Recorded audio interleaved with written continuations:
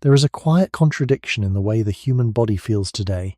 You can sit still for hours, surrounded by comfort, with no immediate threat, no hunger, no cold, and yet something in your body begins to shut down long before it truly has to. Muscles tighten, energy fades, focus slips, not because the limit has been reached, but because something inside seems to decide it has. And if you follow that feeling closely, it does not lead you forward. It pulls you back, as if the body remembers a different world where pushing further was not always survival, but sometimes a risk. So the question is not simply why you feel tired, or why effort becomes difficult. The question is quieter and harder to place. Why does the human body stop itself before it truly has to? And why can't humans push their limits anymore? There is a moment that feels almost too small to notice, yet it repeats itself quietly in everyday life. You begin an effort walking a little faster, lifting something slightly heavier, concentrating just a bit longer, and before anything truly breaks down, before the muscles fail or the body gives out, a signal appears. It is not sharp or dramatic. It is more like a soft resistance, a suggestion to slow down, to stop, to step back. And most of the time, that signal arrives earlier than expected. The body seems to reach a boundary long before it reaches its full capacity. This is where the experience begins to feel slightly unfamiliar, even though it happens so often. Because if the body were simply reacting to physical limits alone, then effort would continue smoothly until something actually could not continue. But instead, there is this earlier layer, something that intervenes before the edge is reached. This early limit is not an illusion, but it is also not the same as the final boundary of what the body can do. It is a different kind of threshold, one that belongs more to perception than to structure. Muscles can still contract, lungs can still draw air, the heart can still move blood, and yet the sense of continuation fades. This creates a quiet gap between what is possible and what is felt. And in that gap, the body begins to guide behavior in a way that is not entirely obvious. When seen from a distance, this might appear as weakness or reduced endurance, especially when compared to other animals that seem to push forward without hesitation. But the comparison is not as simple as it first appears. The human body does not operate as a system that waits for failure before adjusting. It operates as a system that predicts, that anticipates, and that limits before damage becomes likely. This pattern can be traced back not to a single moment, but to a long continuity of conditions in which survival depended less on reaching extremes and more on avoiding irreversible loss. In environments where injury could not be easily repaired and where recovery was uncertain, stopping early was not a failure. It was a form of stability. Over time, this tendency becomes embedded not as a conscious choice, but as a background process. The body begins to treat effort not only as a physical act, but as a calculation, one that weighs continuation against potential cost. And this calculation does not need to be exact. It only needs to be cautious enough. This is why the feeling of limitation often appears before the actual limit. It is not trying to measure the maximum. It is trying to stay safely within it. Even today, in conditions where immediate survival is rarely at stake, this pattern remains. The body still carries a structure shaped by environments where pushing too far could mean losing the ability to continue at all. So when effort begins to feel heavy earlier than expected, it may not be because the body has lost its capacity. It may be because it has retained a system designed to preserve it. And this raises a quieter, more complex question. If the limits we feel are not always the true limits of the body, then what exactly are we experiencing when we decide we cannot go further? And how much of that boundary belongs to the body itself, and how much to the way it has learned to protect what it cannot afford to lose? If that early sense of stopping is not the true edge of the body, then it becomes necessary to look more closely at where it comes from. The feeling does not emerge from a single place. It is not located only in the muscles, or only in the lungs, or only in the heart. Instead, it forms through a continuous exchange between the body and the brain, where signals are gathered, interpreted, and shaped into a decision that feels immediate and personal. When effort increases, the body begins to send a range of information, changes in temperature, shifts in chemical balance, the tension within muscles, the rhythm of breathing. None of these signals, on their own, mean that the body has reached its absolute limit. They are simply indicators of change. But the brain does not wait for those changes to become dangerous before acting. It organizes them into a broader picture, one that estimates how sustainable the current effort might be if it continues. This estimation is not precise in a mathematical sense. It is approximate, cautious, and influenced by past patterns. Over time, the brain learns how different levels of effort tend to unfold. It begins to associate certain sensations with what usually follows them, and because the cost of pushing too far has historically been high, the system tends to favor earlier warnings over later ones. This is where the experience of limitation takes shape. What feels like a direct signal from the body is, in part, a constructed perception, an integration of many smaller signals, adjusted by memory and expectation. This does not make it false. It makes it protective. The body is still involved at every step, but the final sensation of "I should stop" is not a simple readout of physical failure. It is the result of a process that tries to prevent failure before it occurs. This process becomes clearer when considering how variable the feeling of effort can be. The same physical task can feel easier or harder depending on context, even when the body itself has not changed in any measurable way. A familiar movement may feel light, while an unfamiliar one feels heavy, even at the same intensity. A task performed in a calm environment may seem manageable, while the same task under pressure feels exhausting much sooner. These differences suggest that the sense of limit is not fixed within the muscles alone. It is shaped by how the brain interprets the situation as a whole. In this sense, effort is not only about energy expenditure, it is also about prediction about how the system anticipates what will happen if the current state continues. This predictive quality can be traced back to the conditions under which human physiology developed. In environments where uncertainty was constant and where resources could not be taken for granted, the ability to anticipate and adjust early would have been more reliable than reacting only after something had gone wrong. A system that waits for absolute failure may be efficient in the short term, but it carries greater risk over time. A system that limits itself earlier may sacrifice some immediate performance, but it preserves continuity. Even in the present, where many forms of effort are no longer tied directly to survival, this structure remains. The brain continues to act as a regulator, not simply a receiver. It shapes how effort is experienced, not just by reflecting the body's state, but by guiding it toward what appears to be the safest path forward.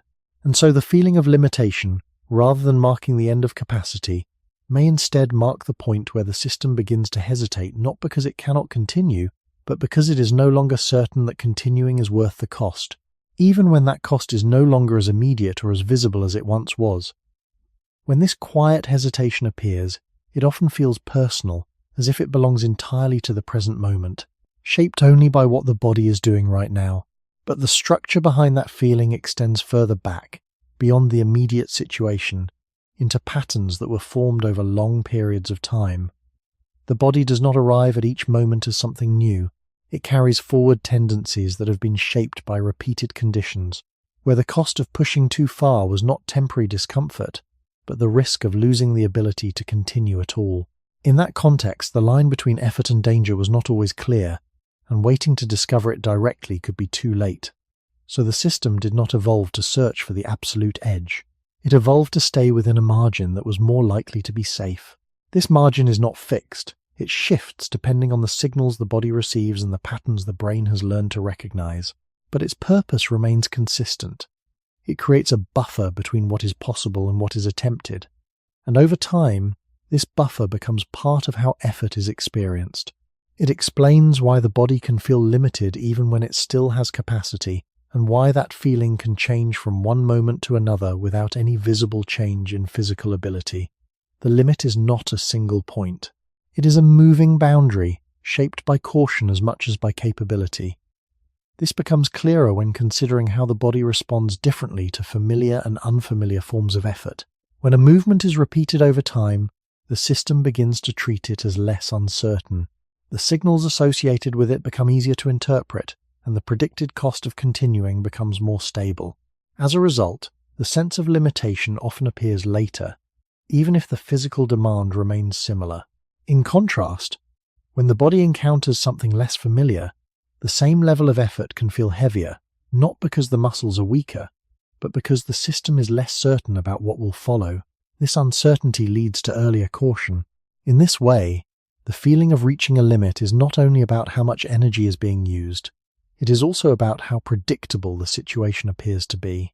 This pattern reflects a broader principle that can be traced back to early human environments. Conditions were rarely constant. Terrain changed, weather shifted, and resources varied over time. Under such circumstances, a system that relied solely on fixed thresholds would struggle to adapt. Instead, flexibility became more reliable. The body learned to adjust its sense of effort based on context, not just on raw capacity. It allowed variation, but it maintained a tendency toward restraint when outcomes were unclear. Even in the present, where many activities are structured and controlled, this underlying pattern continues to shape how limits are felt. The body does not separate the current moment from its deeper history. It interprets effort through a framework that was not designed for short-term performance alone, but for long-term continuity.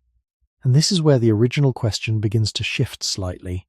It may not be that humans have lost the ability to push their limits. It may be that the limits being felt are not the true edges of the system, but the edges of what the system considers acceptable under uncertain conditions. The body is not only measuring what it can do, it is also deciding what it should risk. And when that decision leans toward caution, the experience that follows is not one of failure, but of stopping early quietly, consistently, and often without a clear reason, except that somewhere within the system, continuing no longer feels necessary or safe enough to justify the cost.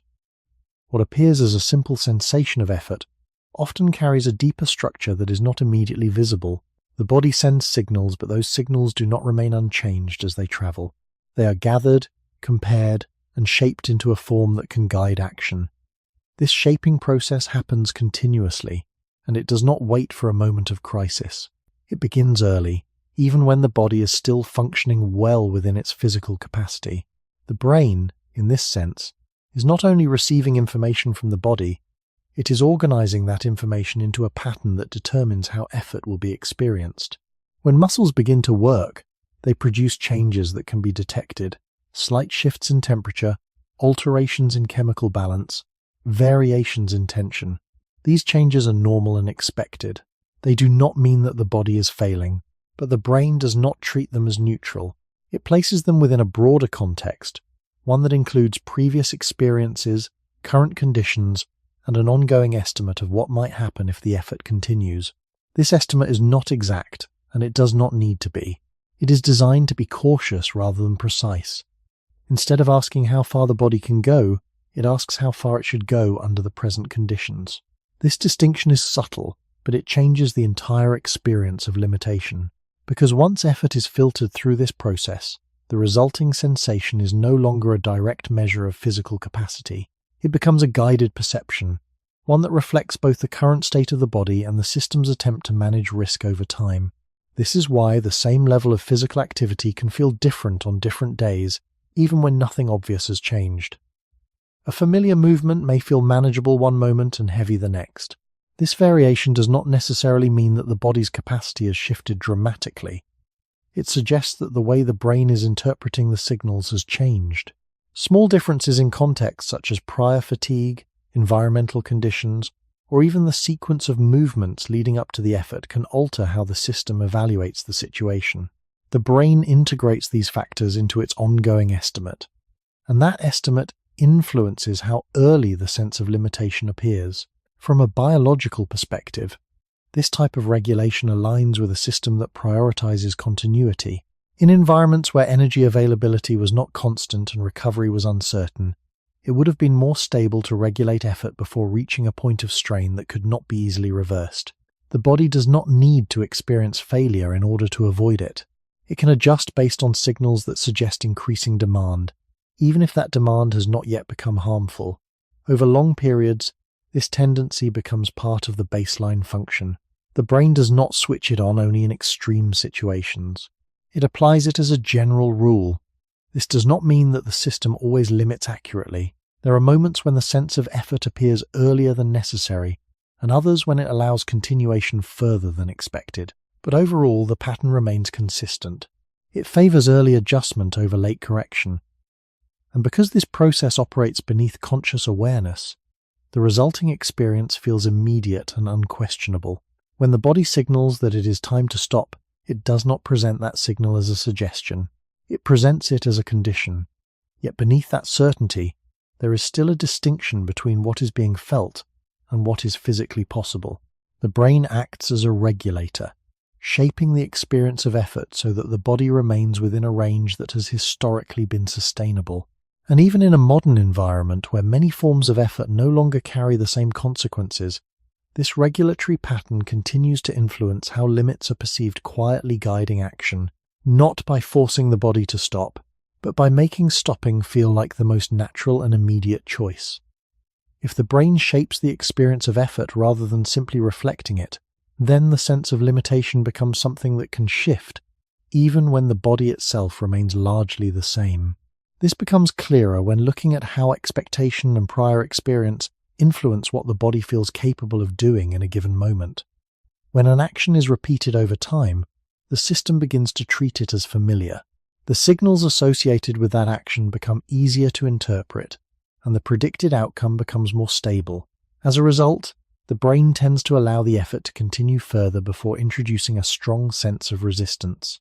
In contrast, when the body encounters a situation that is less familiar or more uncertain, the same physical demand can feel heavier, and the signal to slow down can appear earlier.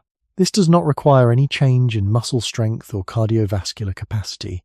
It arises from how the system evaluates what is likely to happen next. The brain does not only process the current signals coming from the body, it also compares them to patterns it has encountered before.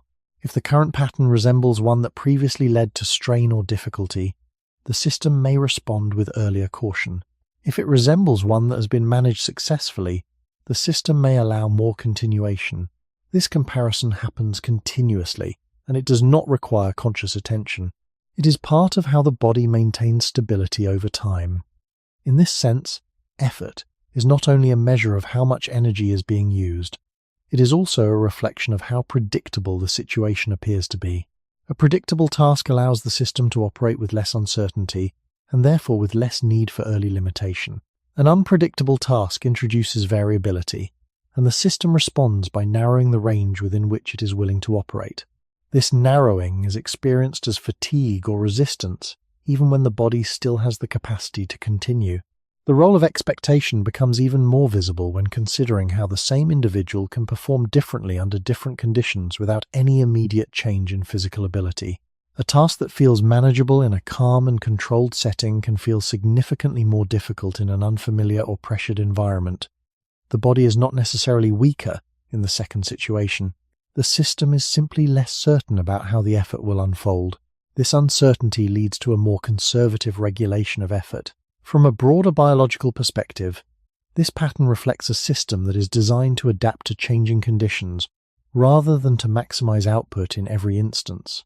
In environments where the future could not be predicted with confidence, it would have been more stable to limit effort when uncertainty increased, even if that meant stopping before reaching full capacity. Over time, this approach reduces the likelihood of sudden failure, even if it also reduces the frequency of reaching maximum performance. This does not imply that the body is incapable of exceeding the limits it appears to set.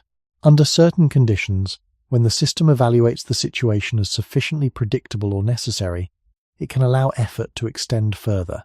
But those moments tend to occur when the perceived cost of stopping is higher than the perceived cost of continuing.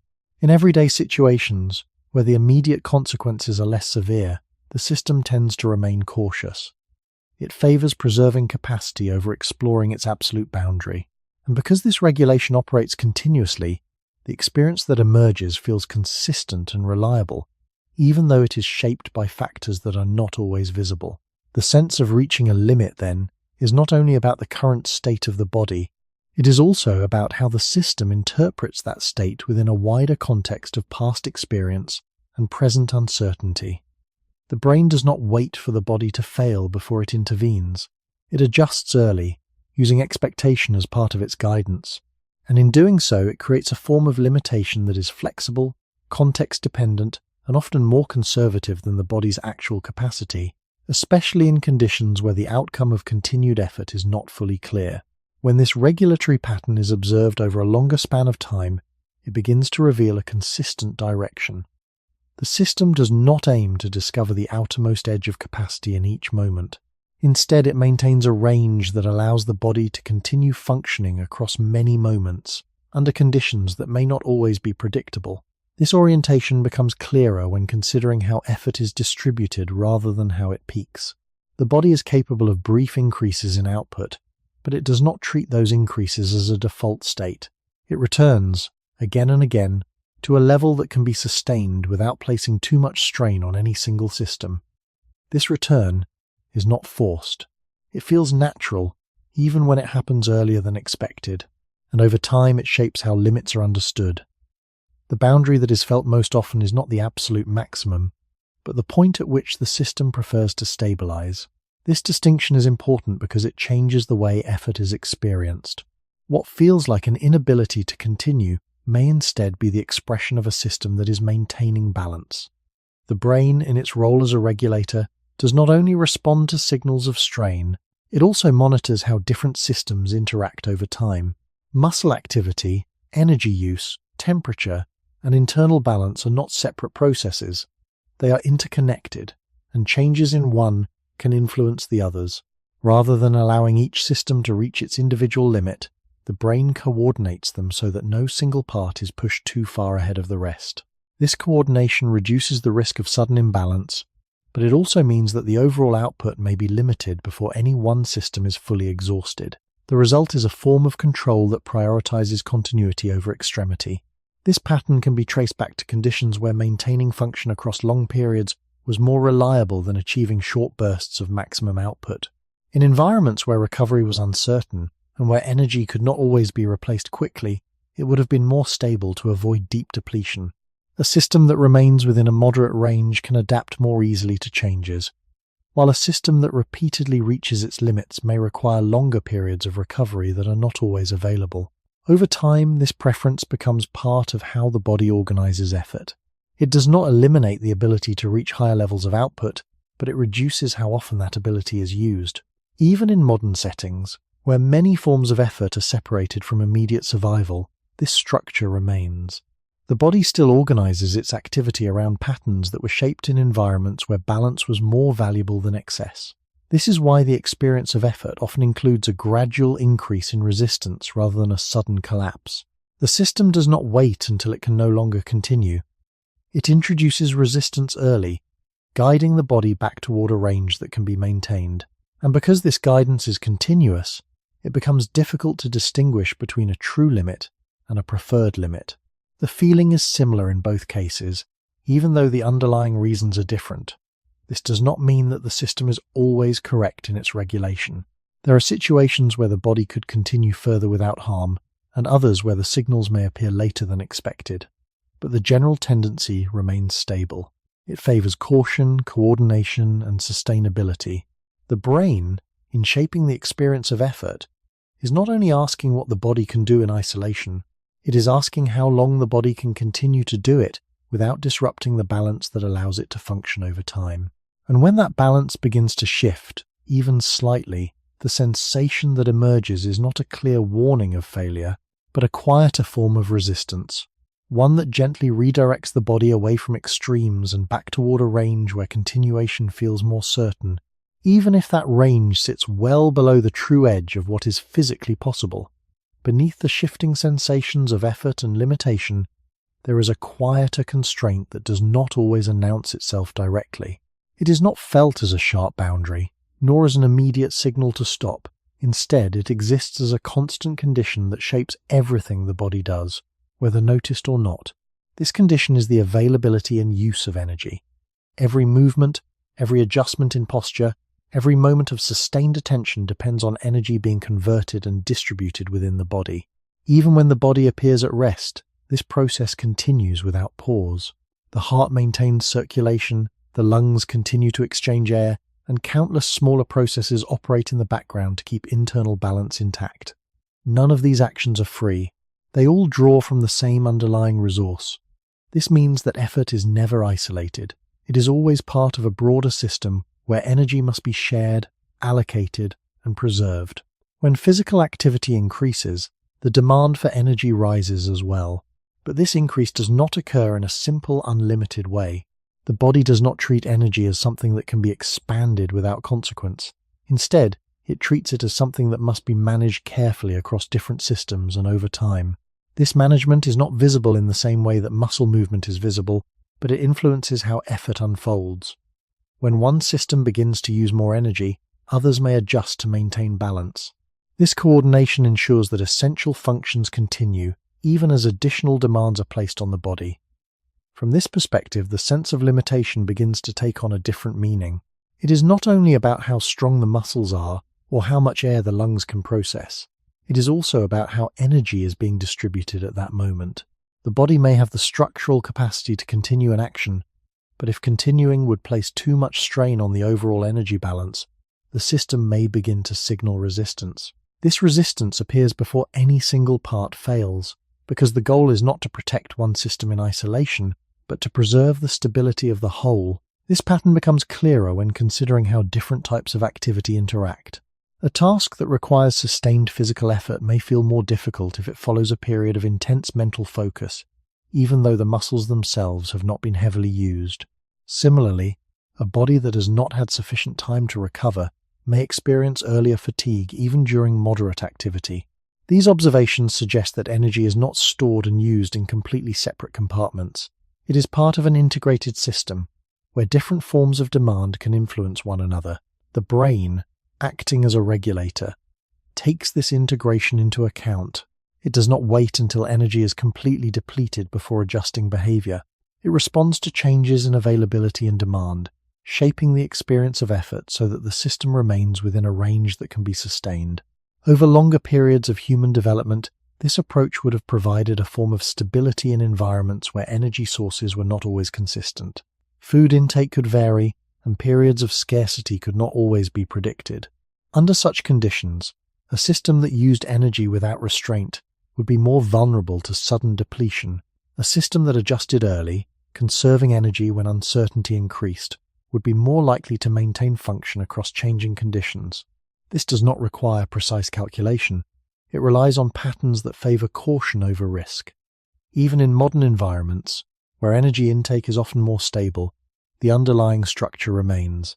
The body continues to operate as if energy must be managed carefully, because that is how the system was shaped over long periods of time. As a result, the feeling of reaching a limit may reflect not only the immediate demands of the task, but also the broader need to maintain balance within an energy system that is never truly unlimited. The body does not only ask whether it can continue, it also considers whether continuing fits within the range that allows all of its processes to remain stable. And when that balance begins to shift, even slightly, the experience that emerges is not a sudden failure, but a gradual sense of resistance, one that appears early, not because the body cannot go further, but because it is already accounting for the cost of doing so across the entire system, rather than within a single moment of effort. If energy is always being managed rather than freely spent, then the experience of effort begins to reflect not only what the body is doing, but what it is trying to preserve. This preservation does not appear as a clear instruction. It is not felt as a direct warning about energy itself. Instead, it takes the form of subtle adjustments, changes in how heavy a movement feels, how quickly fatigue seems to arrive, how long concentration can be maintained before it begins to fade. These adjustments are not random. They follow a pattern that aligns with how the body distributes its resources across different systems. When demand increases in one area, the system does not simply allow that area to expand without limit. It responds by adjusting the overall balance, often by introducing resistance that encourages moderation. This resistance may appear earlier than expected, especially when the system detects that continuing at the same intensity would require a level of energy use that cannot be sustained over time. From a biological perspective, this type of regulation reflects a system that is designed to operate within constraints rather than to ignore them. Energy is continuously transformed within the body, but it is never created without cost. Every increase in output must be supported by processes that maintain internal balance. If those processes are pushed too far, the stability of the system begins to shift. The body does not wait for that shift to become severe. It responds to early signs of increasing demand, shaping the experience of effort so that behavior adjusts before the system is placed under excessive strain. This is why the sense of limitation often develops gradually rather than appearing suddenly. It is not the result of a single point being reached. It is the outcome of a continuous process of adjustment, where the body is constantly evaluating how current activity fits within its overall energy capacity. This evaluation does not need to be exact. It only needs to be consistent enough to prevent large imbalances from occurring. The brain integrates signals related to energy use, such as changes in breathing, circulation, and internal conditions, and translates them into a form that can guide action. The result is a perception that feels immediate and clear, even though it is based on a complex integration of information. This perception encourages the body to remain within a range that has historically been manageable, rather than pushing toward extremes that may carry higher cost. Over longer periods of human development, this approach would have provided a stable way to navigate environments where energy availability could change without warning.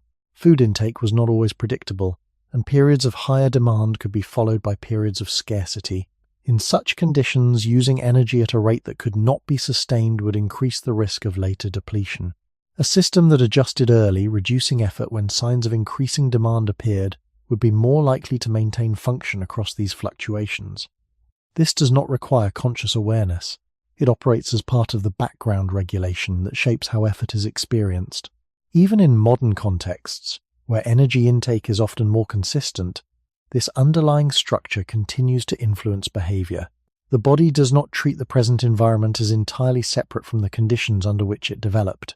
It continues to regulate effort in a way that assumes energy must be conserved when uncertainty is present. This is why the same level of activity can feel different depending on the broader context.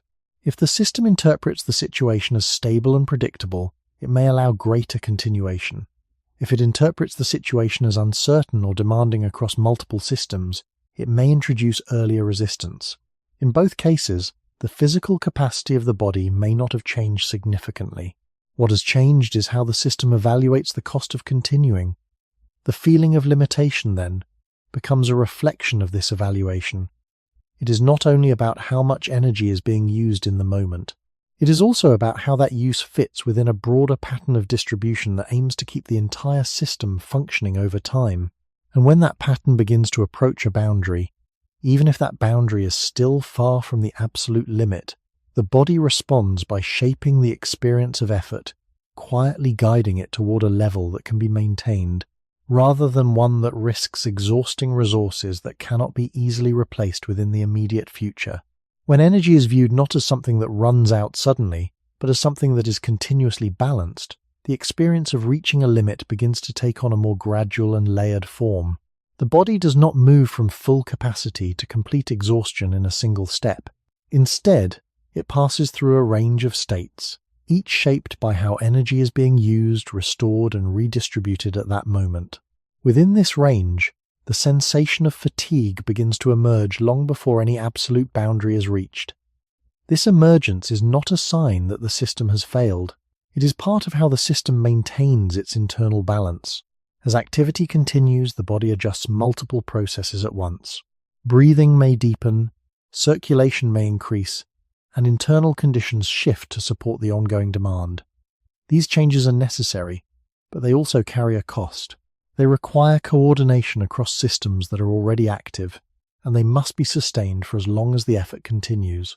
The brain monitors these changes and integrates them into a broader assessment of how stable the system remains under the current conditions. This assessment does not wait for a point of depletion. It responds to trends, subtle indications that demand is increasing relative to what can be comfortably maintained. When those indications accumulate, the system begins to introduce a sense of resistance. This resistance does not correspond to a single physical threshold. It reflects a gradual shift in how sustainable the activity appears to be. In this way, fatigue is not simply the result of energy being used up. It is the result of the body recognizing that continuing at the same level may require adjustments that cannot be maintained indefinitely without consequence. This recognition appears as a feeling rather than as a calculation. It guides behavior without requiring conscious analysis. The body does not need to know exactly how much energy remains. It only needs to sense that the current rate of use is approaching a range where stability becomes more difficult to preserve. This approach aligns with a system that has developed under conditions where exact measurement was less important than reliable adjustment. Over long periods of human development, the ability to respond to gradual changes would have been more useful than waiting for a clear point of failure. Environments could shift without warning, and the cost of pushing too far could extend beyond immediate discomfort. A system that introduced fatigue early, encouraging moderation, would reduce the likelihood of entering a state from which recovery might be uncertain. This does not mean that fatigue always appears at the same point, or that it perfectly reflects the body's remaining capacity. It varies depending on context, prior activity, and the interaction of different systems, but its general function remains consistent. It acts as an early indicator of increasing demand relative to what can be sustained. Even in modern settings, where the availability of resources is often more stable, this pattern continues to shape how effort is experienced. The body does not distinguish sharply between environments that are safe and those that are uncertain. It applies a form of regulation that assumes conditions may change, and that preserving balance is more reliable than testing limits repeatedly. This is why the feeling of fatigue can appear even when there is still capacity to continue. It is not a direct measure of what is left. It is a signal about how the current level of activity fits within the system's ongoing need to maintain stability. When seen from this perspective, the experience of reaching a limit becomes less about a final boundary and more about a series of adjustments that guide the body away from extremes. The system does not wait until it can no longer continue. It begins to shape the experience earlier, using fatigue as a way to moderate effort before deeper imbalance occurs. And in doing so, it creates a pattern where the body often stops short of its absolute capacity, not because that capacity is gone, but because the system is already accounting for the broader cost of reaching it, within a framework that prioritizes continuity over momentary extremes. When the body is viewed through the lens of modern life, it is easy to assume that effort should build toward a clear maximum, as if every system were designed to reach and sustain its highest possible output. But when placed within the conditions in which human physiology developed, a different pattern begins to appear. The structure of the body does not suggest a system optimized for continuous extremes. Instead, it reflects a system shaped to function across long periods of time, within environments where stability was uncertain and outcomes could not always be predicted. In such environments, the goal was not to push as far as possible in every moment, but to continue across many moments without losing the ability to function at all. This distinction changes how effort can be understood. Early human life, as reconstructed through widely accepted evidence from anthropology and archaeology, suggests a pattern of activity that was varied, intermittent, and closely tied to immediate conditions. Movement occurred regularly, but it was not constant at high intensity. Tasks such as foraging, tool use, and navigation across landscapes required coordination and endurance, but they were often interspersed with periods of lower demand.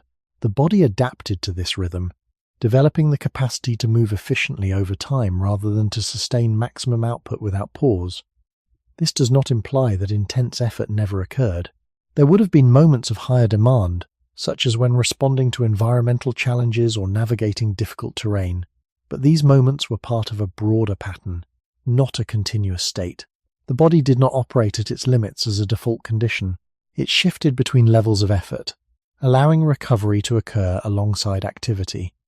This shifting pattern aligns with what can be observed in other systems within the body. Many physiological processes are regulated in a way that balances activation and restoration.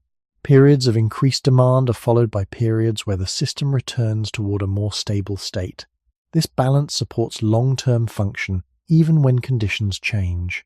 If effort were sustained at its highest level without variation, the ability to maintain that function over time would be reduced. From this perspective, the tendency to stop before reaching an absolute limit begins to reflect a deeper alignment with how the body was shaped to operate.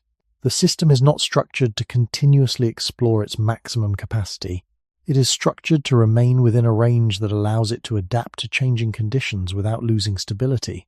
This range may appear conservative when compared to what the body can achieve under controlled circumstances, but it serves a different purpose. It preserves the ability to respond again in the future, rather than exhausting that ability in a single moment. Over time, this pattern becomes part of how effort is experienced. The body does not treat each action as an isolated event. It integrates current activity into a broader timeline, one that extends beyond the present moment. When effort increases, the system does not only consider whether it can continue now, it also considers how continuing might affect the ability to function later. This consideration does not appear as a conscious calculation. It is embedded in how the body regulates itself. The result is a form of limitation that reflects continuity rather than immediate capacity. Even in modern environments where many activities are structured differently and where recovery can be more predictable, this underlying pattern remains. The body continues to operate according to principles that were shaped under different conditions. It does not fully separate the present from the past. It carries forward a tendency to moderate effort, to avoid extremes when they are not necessary, and to maintain a balance that supports ongoing function. And so, when the sense of limitation appears earlier than expected, it may not be a sign that the body has become less capable. It may be an expression of a system that was never intended to operate at its limits continuously, but rather to move within a range that allows it to endure quietly, steadily, and over long spans of time where the ability to continue matters more than the ability to reach a peak in any single moment. If early human life followed a pattern of varied and intermittent effort, then the meaning of endurance begins to shift away from the idea of pushing continuously toward a maximum. Endurance, in this context, is not defined by how long the body can sustain its highest output, but by how effectively it can continue across changing conditions without breaking its internal balance. This distinction becomes clearer when looking at how movement and activity were distributed across time and space. In landscapes that required constant adjustment, uneven ground, shifting weather, variable access to resources, the body would have needed to remain responsive rather than fixed in a single mode of effort. Movement was likely frequent, but it was also flexible, adjusting to terrain, pace, and immediate needs. This kind of activity does not require the body to operate at its limits. It requires the body to remain within a range that allows it to adapt moment by moment. When effort is shaped in this way, the system develops a different relationship with its own capacity. Instead of approaching each action as an opportunity to reach a peak, it approaches each action as part of a sequence that must be sustained. The ability to continue becomes more important than the ability to maximize. This pattern can be observed in how the body manages transitions between different levels of activity. Shifts from rest to movement, from slower pace to faster pace, and back again are handled through gradual adjustments rather than abrupt changes. The system avoids sudden extremes when possible, not because it lacks the ability to reach them, but because maintaining flexibility allows it to respond more effectively to whatever comes next. Over time, this approach shapes how effort is experienced. The body becomes more sensitive to changes that might disrupt this balance. When a task begins to require sustained intensity without variation, the system may respond with earlier resistance, even if the physical demand is within its capability. This resistance is not necessarily a sign of reduced strength or endurance. It reflects a mismatch between the pattern of effort being applied and the pattern the body is more accustomed to maintaining. The system is not only evaluating how difficult the task is, it is also evaluating how well the task fits within its broader framework of regulation. From a historical perspective, this framework would have supported a form of endurance that is less visible in modern interpretations. It is not the endurance of holding a single effort for as long as possible. It is the endurance of continuing across many shifts, many small adjustments, and many changes in demand. This type of endurance does not always produce a clear sense of reaching a limit. Instead, it produces a pattern of ongoing regulation, where the body remains within a range that allows it to keep moving, rather than pushing toward a point where it must stop completely. Even in the present, where many activities are structured to emphasize sustained output or repeated performance, the underlying system continues to operate according to these older patterns.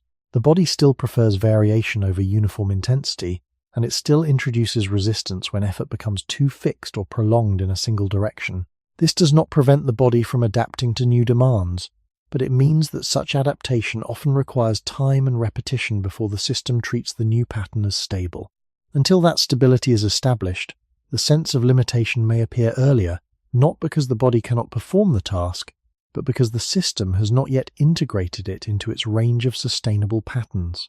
And so the experience of not being able to push further may not reflect a loss of capacity, but a difference in how effort is structured, compared to the conditions under which the body's regulatory systems were shaped. Conditions where variation, adjustment, and continuity were more reliable than sustained intensity, and where the ability to keep going mattered more than the ability to reach a single, extended peak.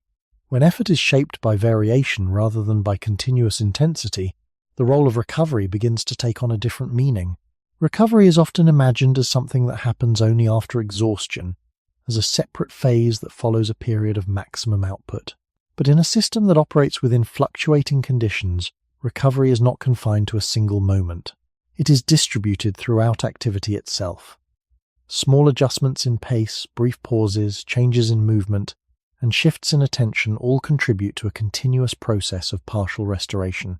This allows the body to extend its ability to function without requiring a complete stop. Instead of moving toward a point of full depletion and then rebuilding from it, the system maintains itself by avoiding deep depletion in the first place. This pattern aligns with what is known from widely accepted observations of human physiology. The body functions more reliably when periods of demand are interspersed with opportunities for adjustment. Muscles do not operate as isolated units that simply contract until they fail. They respond to changing levels of demand, and they benefit from variation that allows different groups of fibers to share the load over time. Similarly, systems involved in maintaining internal balance, such as those regulating temperature, circulation, and energy use, operate more effectively when they are not pushed to a single extreme without interruption. When effort becomes too uniform, without variation or relief, these systems begin to experience strain that is more difficult to offset. The brain, acting as a regulator, responds to this pattern by introducing a sense of resistance earlier. This resistance does not necessarily correspond to an immediate risk of failure. It reflects the system's recognition that the current pattern of effort does not allow for the small, continuous adjustments that support stability. In this way, the feeling of limitation can emerge not because the task is too difficult in absolute terms, but because it does not provide the variability that the body is structured to manage. From a longer historical perspective, this makes sense within environments where activity was rarely fixed in a single form for extended periods. Movement across natural landscapes involves constant shifts, changes in direction, pace, terrain, and purpose. Even tasks that require focus or sustained effort are often broken by external factors such as environmental changes or the need to respond to new conditions. Under such circumstances, recovery is not something that waits until the end. It is woven into the activity itself, allowing the body to maintain function without entering states of deep exhaustion. This does not imply that early humans avoided fatigue entirely, or that they never reached high levels of effort. It suggests that the structure of their activity allowed for more frequent transitions between levels of demand. These transitions reduce the need for the body to rely on extended periods of recovery after reaching a limit. Instead, the system maintains a balance that supports continuity. In contrast, modern patterns of effort often involve sustained, uniform activity, whether physical or mental, without the same degree of variation. In such conditions, the mechanisms that support distributed recovery have fewer opportunities to operate. The body responds by introducing earlier signals of fatigue, encouraging a reduction in effort before deeper imbalance develops. This response is consistent with a system that has been shaped to avoid extremes rather than to sustain them. It does not indicate that the body is less capable. It reflects a difference between the pattern of effort being applied and the pattern that the system is optimized to handle. When viewed in this way, the experience of not being able to continue is not simply a matter of reaching a physical boundary. It is a signal that the current structure of effort does not align with the way the body maintains stability over time. The system is not only concerned with how much effort is being applied, but with how that effort is distributed. And when distribution becomes too narrow, too fixed, too continuous, the body responds by guiding behavior back toward variation, where recovery can occur alongside activity, and where the ability to continue can be preserved without the need to approach a final limit at all. When movement is considered not as a single continuous effort, but as a pattern that unfolds across time, the way the body relates to activity becomes more nuanced. The body does not approach movement as a constant push toward higher intensity. Instead, it organizes movement in a way that allows it to be repeated, adjusted, and sustained. This pattern can be seen in widely accepted understandings of how human activity has been distributed across different environments. Movement was not rare, and it was not absent, but it was also not dominated by long periods of extreme exertion. It tended to occur in moderate ranges, repeated frequently, and shaped by immediate conditions rather than fixed schedules or uniform demands. Walking, carrying, reaching, and shifting position formed a large part of daily activity, each requiring effort, but not necessarily pushing the body toward its outer limits. This type of movement creates a different relationship between effort and fatigue.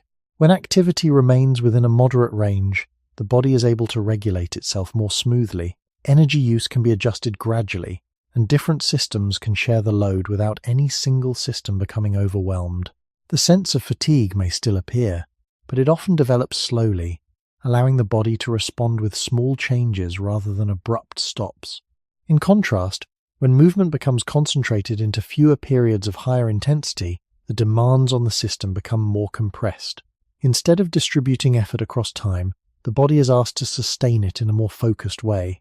This can lead to earlier signals of limitation, not necessarily because the body cannot perform the task, but because the pattern of effort differs from what it is more accustomed to managing. From a physiological perspective, this aligns with how different systems within the body support ongoing activity.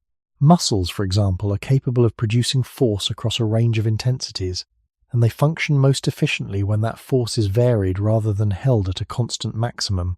Similarly, systems involved in maintaining internal balance respond more effectively when changes in demand occur gradually, allowing adjustments to keep pace with activity.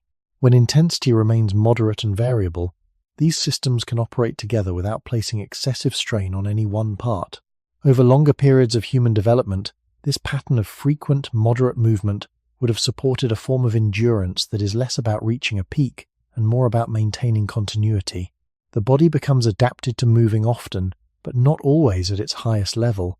This adaptation does not eliminate the ability to perform more demanding tasks, but it places those tasks within a broader framework where they are not the dominant mode of activity. Even in the present, where patterns of movement can be very different, this underlying structure remains. The body continues to respond more smoothly to activity that is distributed and varied, and it continues to introduce resistance when effort becomes too concentrated or too prolonged at a single intensity. This does not mean that higher levels of performance are unattainable. It means that the system requires time and adaptation to treat those levels as stable. Until that adaptation occurs, the sense of limitation may appear earlier, reflecting not a fixed boundary of capacity, but a response to how effort is being organized. The body is not only measuring how much it is doing, it is also responding to how that activity is structured across time. And when that structure moves away from frequent, moderate, and variable patterns toward more sustained and uniform demands, the experience that emerges is one of earlier fatigue and reduced continuation, not because the body has lost its ability, but because the pattern of effort no longer aligns with the way the system has been shaped to function over long spans of time. If movement is naturally organized in frequent, moderate patterns, then the body begins to depend on repetition rather than intensity as its primary way of maintaining function. Repetition does not mean doing the exact same action without change. Repetition does not mean doing the exact same action without change. It refers to the continuous presence of movement throughout time, where the body remains active in a way that allows small adjustments to occur. This continuity creates a stable relationship between effort and recovery. Each action is followed by another, but not always at the same level of demand. Some movements require more force, others less, and the transitions between them allow the system to redistribute load without fully stopping. In this structure, the body does not need to reach high levels of exertion to remain functional. It maintains itself through ongoing activity that rarely approaches its maximum capacity. This pattern becomes important when considering how the body responds to breaks in continuity. When movement is reduced for extended periods, the system begins to adjust to that lower level of demand. Muscles, circulation, and other supporting processes shift toward a state that requires less energy. This shift is not immediate, but it develops over time as the body adapts to what is being asked of it. When activity increases again after such a period, the system is no longer operating within the same pattern it was previously adapted to. The return to movement may feel more demanding, even if the actual level of effort is not extreme. This is not necessarily a loss of capacity in a permanent sense. It reflects a change in how the system has been organized based on recent conditions. The body is responding to a new pattern, and it requires time to readjust. During this period, the sense of limitation may appear earlier, not because the body cannot perform the task, but because the system is not yet distributing effort in a way that feels stable. This readjustment process highlights the importance of continuity in how movement is experienced. When activity is consistent, even at moderate levels, the body maintains a readiness that allows it to respond without large shifts in sensation. The signals that guide effort remain within a familiar range, and the sense of fatigue develops in a more gradual way. In contrast, when activity is intermittent in a more abrupt sense, long periods of low demand, followed by concentrated periods of higher demand, the system experiences a larger contrast. The transition between these states requires more adjustment, and the brain responds by introducing earlier caution. This caution is not an error. It reflects the system's attempt to manage the sudden increase in demand relative to its current state. From a broader perspective, this pattern aligns with how human physiology has been shaped to handle variation over time. The body does not rely on isolated moments of high performance to maintain itself. It relies on ongoing patterns that allow different systems to remain engaged without becoming overextended. When those patterns are disrupted, the experience of effort changes, even if the underlying capacity remains. This is why the feeling of not being able to push further can appear in situations where the body, in a different pattern of activity, would have continued without difficulty. The limitation is not only about strength or endurance in isolation, it is about how the current demand fits within the recent history of activity. The brain integrates this history into its regulation, shaping how effort is perceived in the present. Even in modern environments, where patterns of movement can vary widely, this underlying principle remains. The body continues to respond more smoothly to consistent, moderate activity, and it continues to introduce resistance when faced with sudden increases in demand that do not match its current state. The result is a form of limitation that is not fixed, but adaptive one that reflects the relationship between what the body is doing now and what it has been doing over time, rather than a simple measure of how much it is capable of doing in a single moment. When movement is repeated across time in a moderate and continuous way, the body begins to organize itself around efficiency rather than force. Efficiency does not mean using less energy in an absolute sense. It means using energy in a way that can be sustained without creating unnecessary strain on any single system. This organization can be observed in how the body coordinates muscles, breathing, and circulation during ongoing activity. Instead of relying on maximum effort from isolated parts, it distributes work across multiple systems, allowing each to contribute without becoming overwhelmed. This distribution supports a form of stability that makes continuation possible without the need to approach a final limit. When this pattern is maintained, the experience of effort tends to remain within a manageable range. Fatigue may still develop, but it does so gradually, and it is often accompanied by subtle adjustments that allow the body to continue. These adjustments might include slight changes in movement, shifts in posture, or variations in pace. None of these changes are dramatic, but together they create a dynamic balance where the system remains functional over longer periods. This type of balance is not achieved through intensity alone. It emerges from repetition and coordination over time. When this continuity is disrupted, the system must reorganize itself. If movement becomes less frequent, or if it shifts toward patterns that require more concentrated effort, the body no longer operates within the same framework of distribution. The systems that support ongoing activity are still present, but they are no longer engaged in the same coordinated way. As a result, when demand increases, the body may rely more heavily on specific systems rather than distributing the load evenly. This creates a different experience of effort, one where fatigue appears earlier and feels more pronounced. The body is still capable of performing the task, but it is doing so without the same level of coordination that supports efficiency. From a widely accepted physiological perspective, this reflects how the body adapts to patterns of use. Systems that are engaged regularly tend to operate more smoothly together, while systems that are used less frequently require more adjustment when they are called upon again. This adjustment period is often experienced as increased effort or reduced endurance, even though the underlying capacity has not disappeared. It is a temporary mismatch between the pattern the body is accustomed to and the pattern it is currently being asked to perform. Over longer periods of human development, the emphasis on efficiency through repetition would have supported a stable form of endurance. The body did not need to rely on reaching its maximum capacity to maintain function. It relied on coordinated activity that could be sustained across varying conditions. This does not exclude the possibility of higher levels of effort. It places them within a broader system where they are used selectively rather than continuously. Even in modern contexts, this structure continues to influence how effort is experienced. When activity aligns with patterns of moderate repetition and coordination, the body tends to respond with smoother regulation and a more gradual onset of fatigue. When activity becomes more concentrated, more uniform, or less frequent, the system responds differently. It introduces earlier signals of limitation, not because the body has become less capable, but because the current pattern does not support the same level of efficiency. In this way, the experience of not being able to push further is not only about how much force the body can produce, it is also about how effectively that force is organized. The body is not only measuring output, it is maintaining a system where output can be sustained without disrupting the balance that allows it to continue. And when that balance is harder to maintain, the sensation that emerges is one of earlier resistance, a reflection not of lost capacity, but of a system that is adjusting to preserve its ability to function across time rather than in a single, isolated moment of effort. When effort begins to approach higher levels, the body does not respond only to the immediate demand of the task. It also responds to the possibility of what might happen if that demand continues without adjustment. This response is not based on a single signal, and it does not require a clear point of danger to be present. Instead, it reflects a broader principle that can be observed across many biological systems.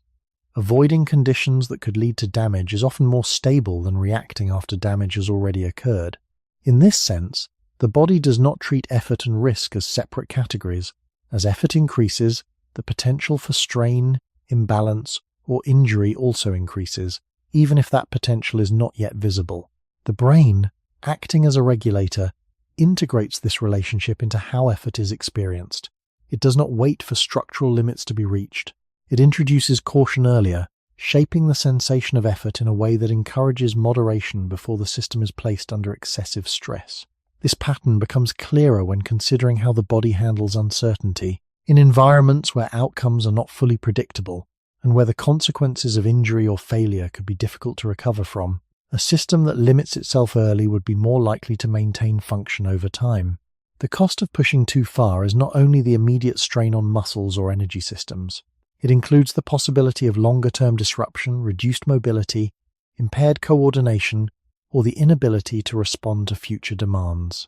From this perspective, the sense of limitation begins to reflect not just current capacity, but an ongoing assessment of risk. This assessment does not appear as a conscious calculation. It is embedded in how the body regulates effort. When signals indicate increasing demand, the system does not simply measure whether the body can continue in the moment. It also evaluates whether continuing aligns with maintaining stability across time. If the situation is interpreted as uncertain, or if the cost of potential failure is considered high, the system may respond with earlier resistance. This resistance is not a direct indicator of weakness. It is a form of protection, one that operates before visible signs of damage appear. This approach aligns with widely accepted observations in physiology and evolutionary biology. Systems that prioritize prevention tend to rely on early signals rather than waiting for clear thresholds to be crossed. These signals may not always correspond exactly to the point of failure, but they provide a margin that reduces the likelihood of reaching that point unexpectedly. Over time, this margin becomes part of how the body organizes its responses. It creates a buffer between effort and damage, allowing the system to adjust before conditions become unstable. Even in modern environments, where many activities are less directly tied to survival, this pattern remains. The body does not fully separate current conditions from the broader context in which its regulatory systems were shaped. It continues to respond to effort as if exceeding certain thresholds could carry consequences beyond the immediate moment. As a result, the feeling of reaching a limit may appear earlier than what the body could physically tolerate in a controlled setting. This early appearance does not necessarily reflect a reduced ability to perform. It reflects a system that is still oriented toward avoiding risk, even when that risk is less immediate or less visible than it once was. The body is not only responding to what is happening now, it is responding to what could happen if the current pattern continues without adjustment. And when that possibility begins to increase, even slightly, the system introduces a sense of resistance that encourages a shift in behavior, slowing down, stopping, or changing the level of effort. This response is not absolute, and it does not prevent the body from continuing under all conditions, but it creates a consistent tendency to remain within a range that reduces uncertainty and preserves function. In this way, the experience of not being able to push further becomes closely linked to how the body manages risk, not just how it measures capacity. It reflects a system that has learned, over long periods of time, that avoiding damage is often more important than reaching a maximum, and that stopping early, even when more might be possible, can be a reliable way to ensure that the ability to continue is not lost in the process. If effort is linked to the possibility of risk, then the body's response to increasing demand becomes less about reaching a clear endpoint and more about managing uncertainty as it unfolds. This management does not rely on a single moment of decision. It develops continuously, shaped by how stable or unstable the situation appears to be. When conditions are predictable, the system may allow effort to continue further, because the outcome of that effort can be anticipated with greater confidence. But when conditions are less certain, even if the physical demand is similar, the system may begin to introduce resistance earlier. This difference is not necessarily tied to a change in strength or endurance. It reflects how the body evaluates the relationship between effort and what might follow from it. The brain does not only process signals from the body in isolation, it places those signals within a broader context that includes movement patterns, environmental cues, and the sequence of actions that led to the current state. If this context suggests that continuing at the same level of effort could lead to instability, whether through loss of coordination, increasing strain, or reduced ability to respond to changes, the system responds by adjusting the experience of effort. This adjustment appears as a gradual increase in difficulty, even when the body still has the capacity to continue. It is not a direct measure of failure. It is a signal that the system is moving into a range where the outcome becomes less certain. This pattern can be observed in how the body responds to unfamiliar tasks or changing environments. A movement that is well practiced and predictable often feels more manageable, even if it requires significant energy. In contrast, a movement that involves uncertainty, such as navigating uneven terrain or coordinating unfamiliar actions, can feel more demanding at a lower level of intensity. The body is not necessarily weaker in these situations. It is responding to the increased complexity and the reduced predictability of the outcome. The brain integrates this uncertainty into its regulation, leading to earlier signals of limitation. From a broader biological perspective, this approach supports a system that remains adaptable. In environments where conditions could shift without warning, maintaining the ability to respond to change would have been more important than maximizing output in a single direction. A system that pushes to its limits under uncertain conditions may perform well in the short term, but it risks losing flexibility if those conditions change. By limiting effort earlier, the body preserves its ability to adjust, maintaining a reserve that can be used if the situation requires it. This reserve is not something that is consciously measured. It is part of how the system organizes itself in relation to uncertainty. Even in modern settings, where many activities take place in controlled environments, this underlying structure continues to influence how effort is experienced. The body does not fully separate predictable tasks from unpredictable ones. It applies a form of regulation that remains sensitive to variation, even when that variation is minimal. As a result, the sense of limitation can appear in situations where the physical demand is well within the body's capability, simply because the system is accounting for factors beyond the immediate task. This does not mean that the body is preventing itself from performing. It means that the body is maintaining a margin that allows it to remain stable across changing conditions. The feeling of not being able to continue, then, becomes part of this margin. It is not a fixed boundary, but a flexible response that shifts depending on how certain the system is about what will happen next. When certainty is low, the margin becomes narrower, and the signal to stop appears earlier. When certainty is higher, the system may allow greater continuation. In both cases, the underlying capacity of the body may remain largely the same. What changes is how that capacity is managed in relation to risk. The brain does not simply ask whether the body can continue. It asks whether continuing fits within a range that preserves the ability to respond to whatever might come next.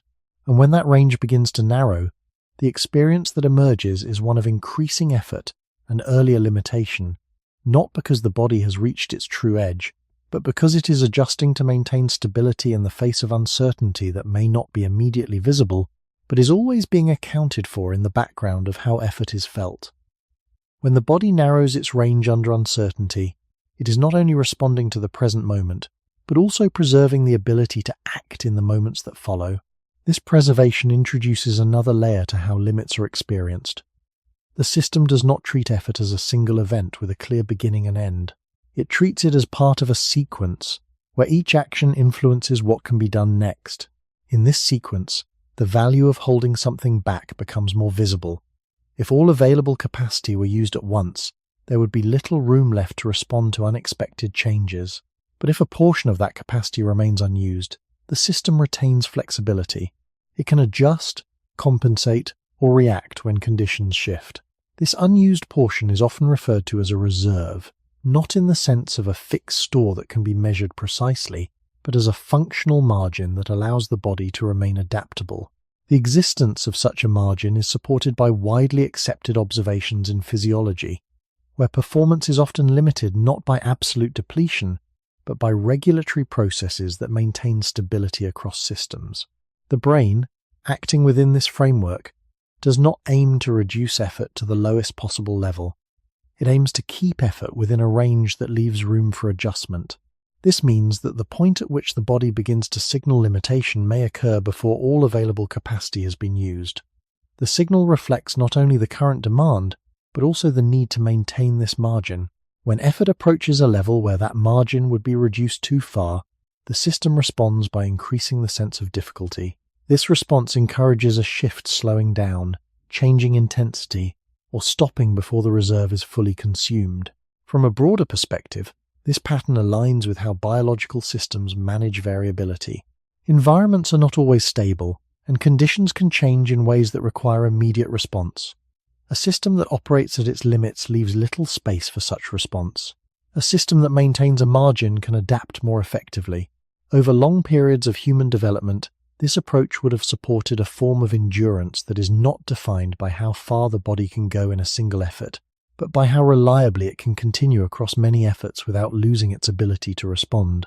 This does not imply that the body is incapable of using its full capacity. There are situations where the system allows effort to extend further, particularly when the need to act outweighs the need to preserve a margin. But in many everyday conditions, where the immediate cost of stopping is low, the system tends to remain cautious. It maintains the reserve, even if that means not reaching the absolute limit. This tendency can create the impression that the body is stopping too early or that it cannot push further. In reality, the system may still have capacity available, but it is choosing not to use it under the current conditions. This choice is not conscious. It is embedded in how effort is regulated. The brain integrates signals related to demand, stability, and uncertainty, and it shapes the experience of effort in a way that preserves flexibility. The result is a limit that feels real, even though it may sit below the true edge of the body's capability. Even in modern environments where many activities are structured and predictable, this pattern remains. The body continues to maintain a margin, because the mechanisms that regulate effort do not rely solely on the current context. They operate according to principles that favor adaptability over maximum output. As a result, the experience of not being able to continue may reflect the preservation of this margin rather than the exhaustion of capacity. The system is not only concerned with what the body can do now, it is also preserving what the body might need to do next. And when effort begins to approach a point where that preservation would be compromised, the sensation that emerges is one of limitation, quiet, consistent, and often earlier than expected, not because the body has reached its true limit, but because it is maintaining the space it needs to remain responsive beyond the present moment.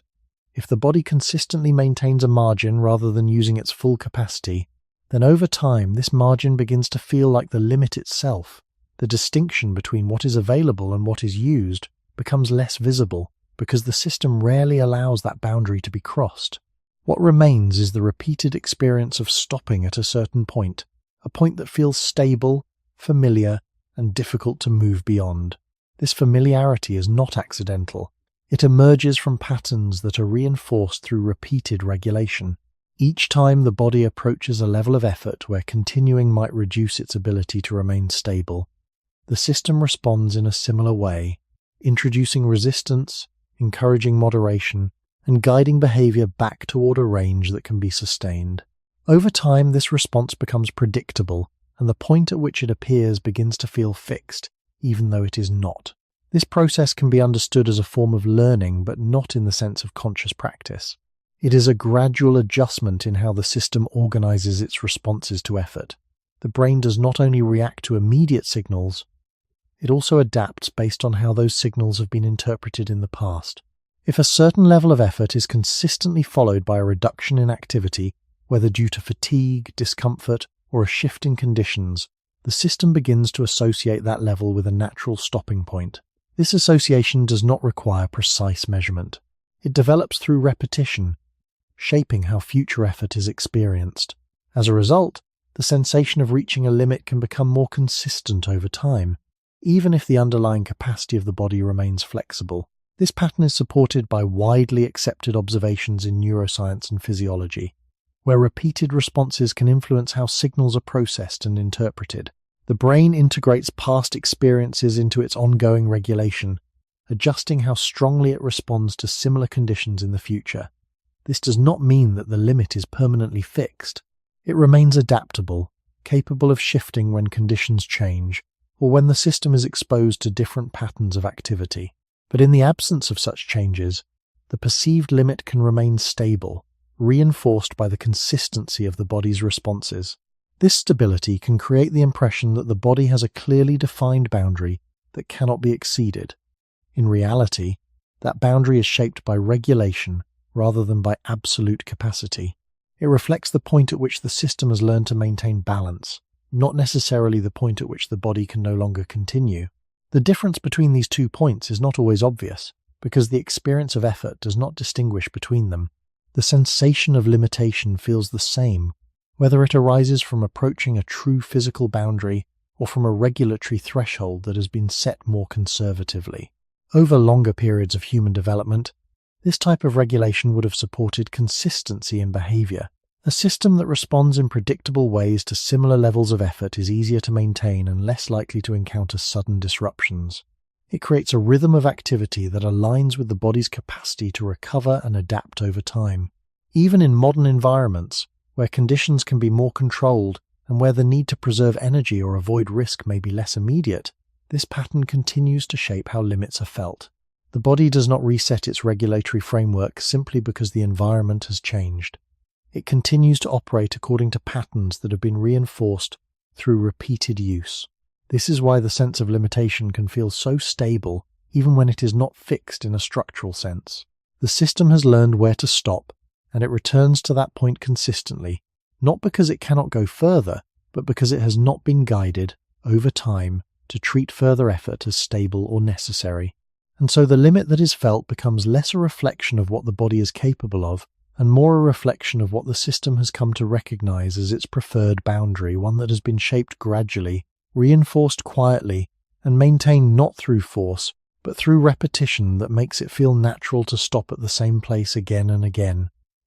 If a perceived limit can become stable through repetition, then the system begins to rely on that stability as part of how it organizes future effort. The body does not approach each new action as an entirely separate event. It carries forward patterns that have been reinforced, using them as a reference for what is considered manageable. This reference does not need to be precise or consciously recognized. It functions as a background guide, shaping how quickly effort increases, how long it is sustained, and when it begins to feel difficult. Over time, this creates a form of consistency in how limits are experienced. The point at which resistance appears may vary slightly from moment to moment, but it often remains within a familiar range. This familiarity reduces uncertainty for the system. It allows the brain to regulate effort without needing to reassess every condition from the beginning. Instead, it can rely on patterns that have already proven to be stable. From a biological perspective, this type of pattern recognition supports efficiency. It reduces the need for constant recalculation, allowing the system to operate more smoothly across repeated activities. But it also introduces a form of inertia. Once a certain range of effort has been established as typical, the system may continue to return to it, even when conditions would allow for a different response. This does not mean that the body cannot adapt. It means that adaptation requires a shift in the patterns that have been reinforced. Without that shift, the existing pattern remains the default. This becomes more noticeable when effort is compared across different contexts. In situations where the body has gradually been exposed to increasing levels of demand, the perceived limit can shift over time. The system begins to treat a higher level of effort as stable, and the point at which resistance appears may move accordingly. This shift does not happen instantly.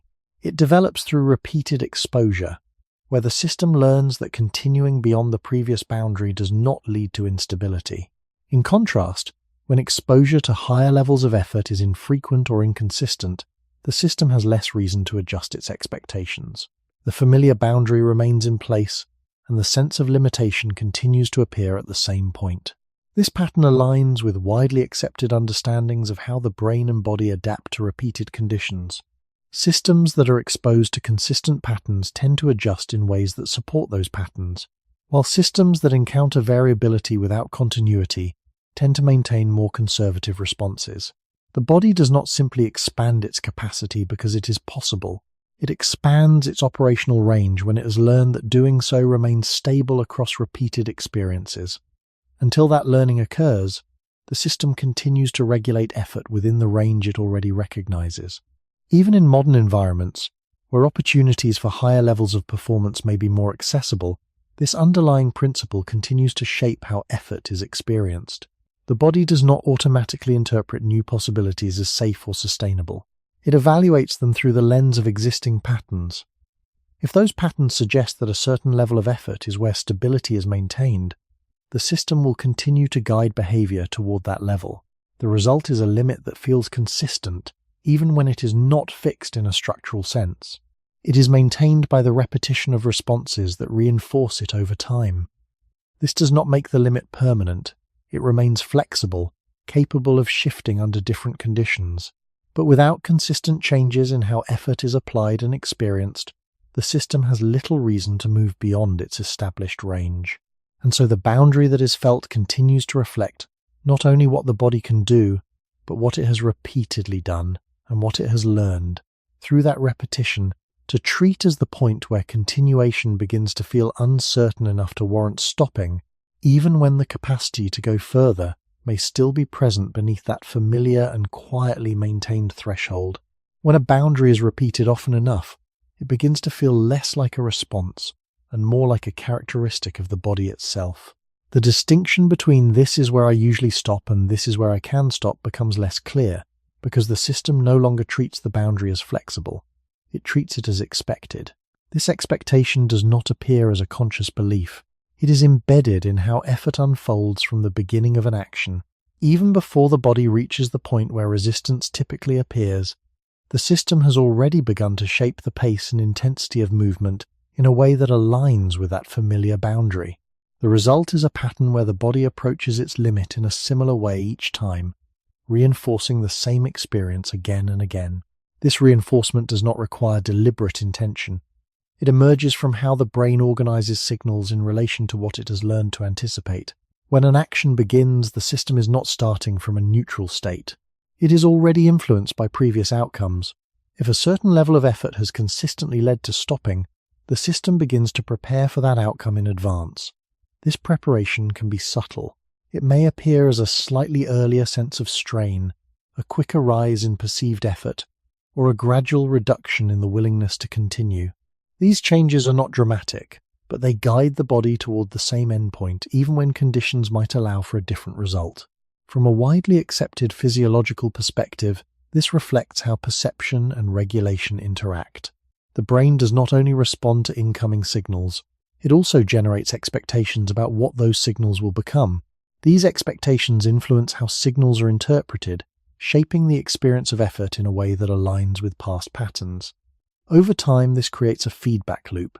The system anticipates a limit, adjusts behavior toward that limit, and then confirms the expectation when the limit is reached again. This loop reinforces the stability of the boundary, making it feel consistent even when it is not fixed by the body's structural capacity. This process does not mean that the body is unable to go beyond its usual range.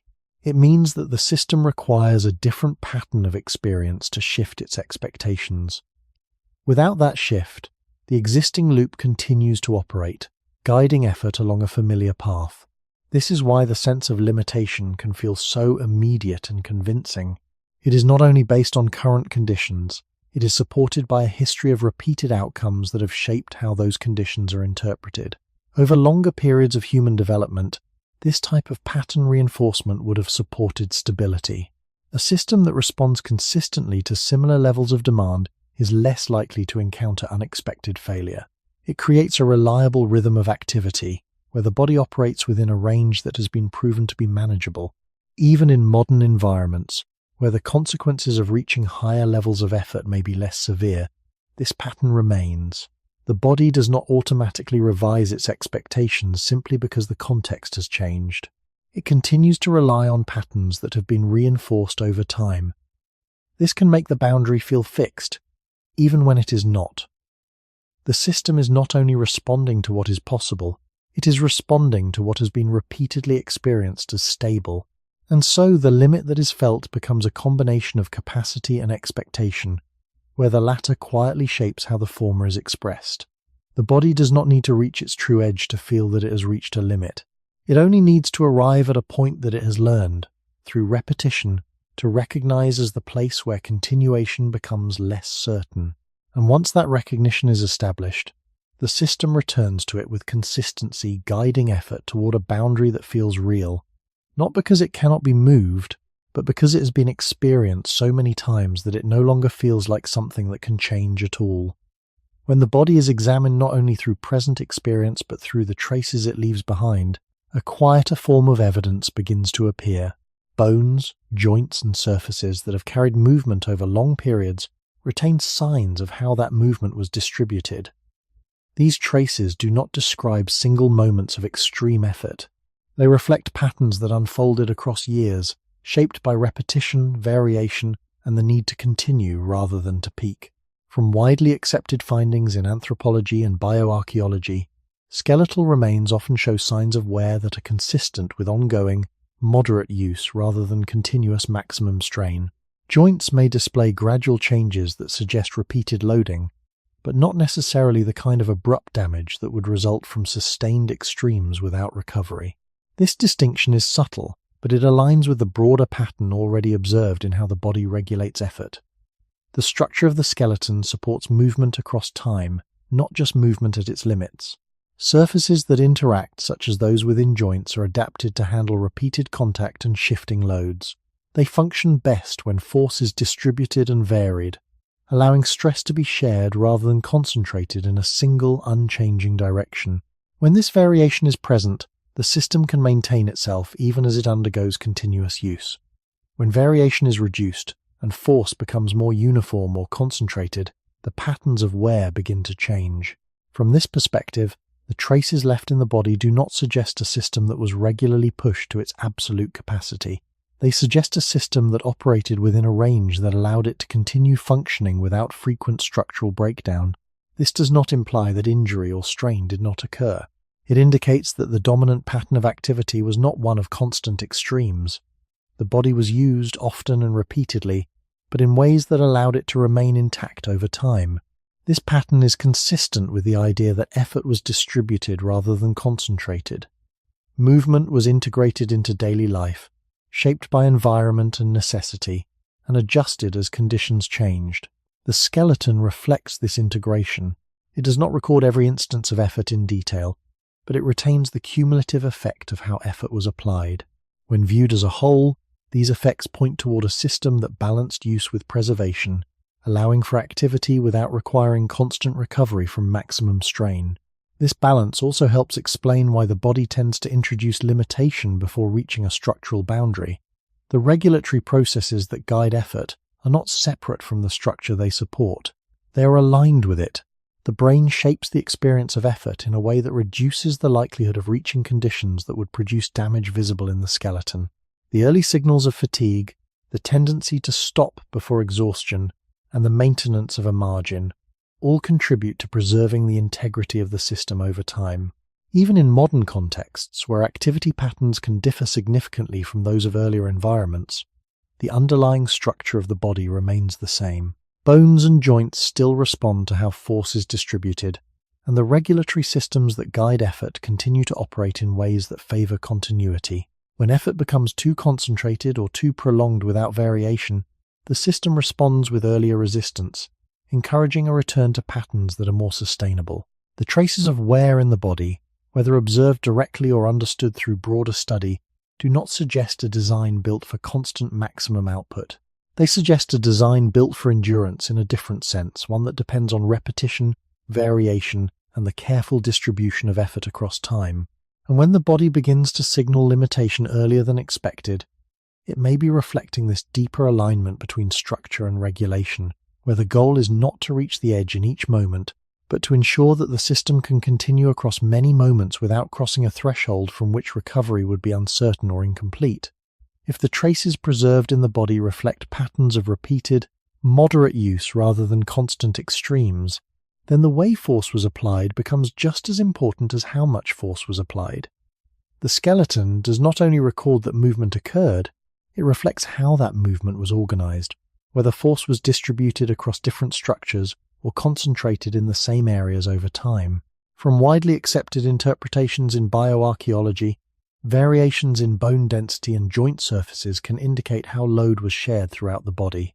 When movement patterns are varied, different regions take on different roles, allowing stress to shift rather than accumulate in one place. This shifting reduces the likelihood of localized damage and supports long-term function.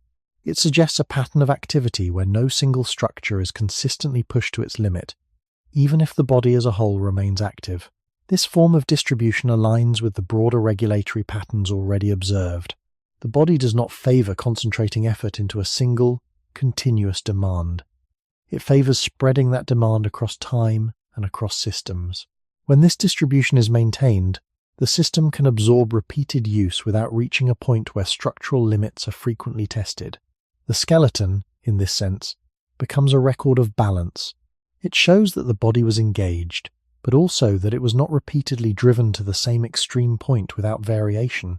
This distinction helps clarify why the body introduces limitation before reaching structural thresholds. The regulatory systems are not separate from the mechanical structures they protect. They are aligned with them.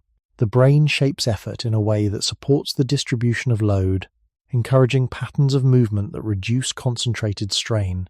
When effort begins to move toward a more uniform or repeated stress on the same structures, the system responds by increasing the sense of resistance. This response may appear as fatigue or discomfort, but it functions as a signal to adjust the pattern of activity. It guides the body away from repetition that could lead to imbalance and back toward variation that supports stability. From a longer historical perspective, this alignment between regulation and structure would have been essential in environments where recovery from injury was uncertain. A system that allowed repeated stress to accumulate in the same areas without adjustment would be more likely to experience damage that could not be easily repaired. A system that distributes load and introduces early signals of limitation reduces this risk. It maintains function by preventing conditions that would lead to structural failure over time. Even in modern environments, where patterns of activity can be more repetitive or more concentrated, this underlying principle remains. The body continues to respond to how force is applied, not just to how much force is produced. When movement becomes too uniform, or when the same structures are used repeatedly without variation, the system introduces earlier signals of fatigue. These signals are not only about energy or immediate strain, they reflect the body's ongoing effort to maintain a distribution of load that supports long-term function. The feeling of limitation, then, can be understood as part of this distribution. It is not only a response to how much effort is being applied, but to how that effort is organized across the body. When the organization becomes less balanced, the system responds by guiding behavior toward adjustment, changing movement, reducing intensity, or stopping altogether. This response helps preserve the integrity of structures that must continue to function across many repetitions, not just a single effort. And in this way, the traces left in the body and the sensations experienced in the present begin to align. Both point toward a system that is not designed to repeatedly reach its structural limits, but to operate within a range that allows force to be shared, adjusted, and sustained over time, where the goal is not to test the edge in each moment, but to avoid concentrating stress in a way that would make that edge arrive sooner than the body can safely manage. When the body is considered as a system that leaves traces over long periods, a final pattern begins to emerge from those traces. It is not only that movement was repeated and distributed, it is that the structure of the body itself appears to have been maintained within a range that allowed it to remain functional across time, rather than being repeatedly driven toward breakdown and repair. From widely accepted interpretations in bioarchaeology, skeletal remains often show signs of adaptation to habitual activity, changes in bone thickness, joint surfaces, and attachment sites that reflect consistent use.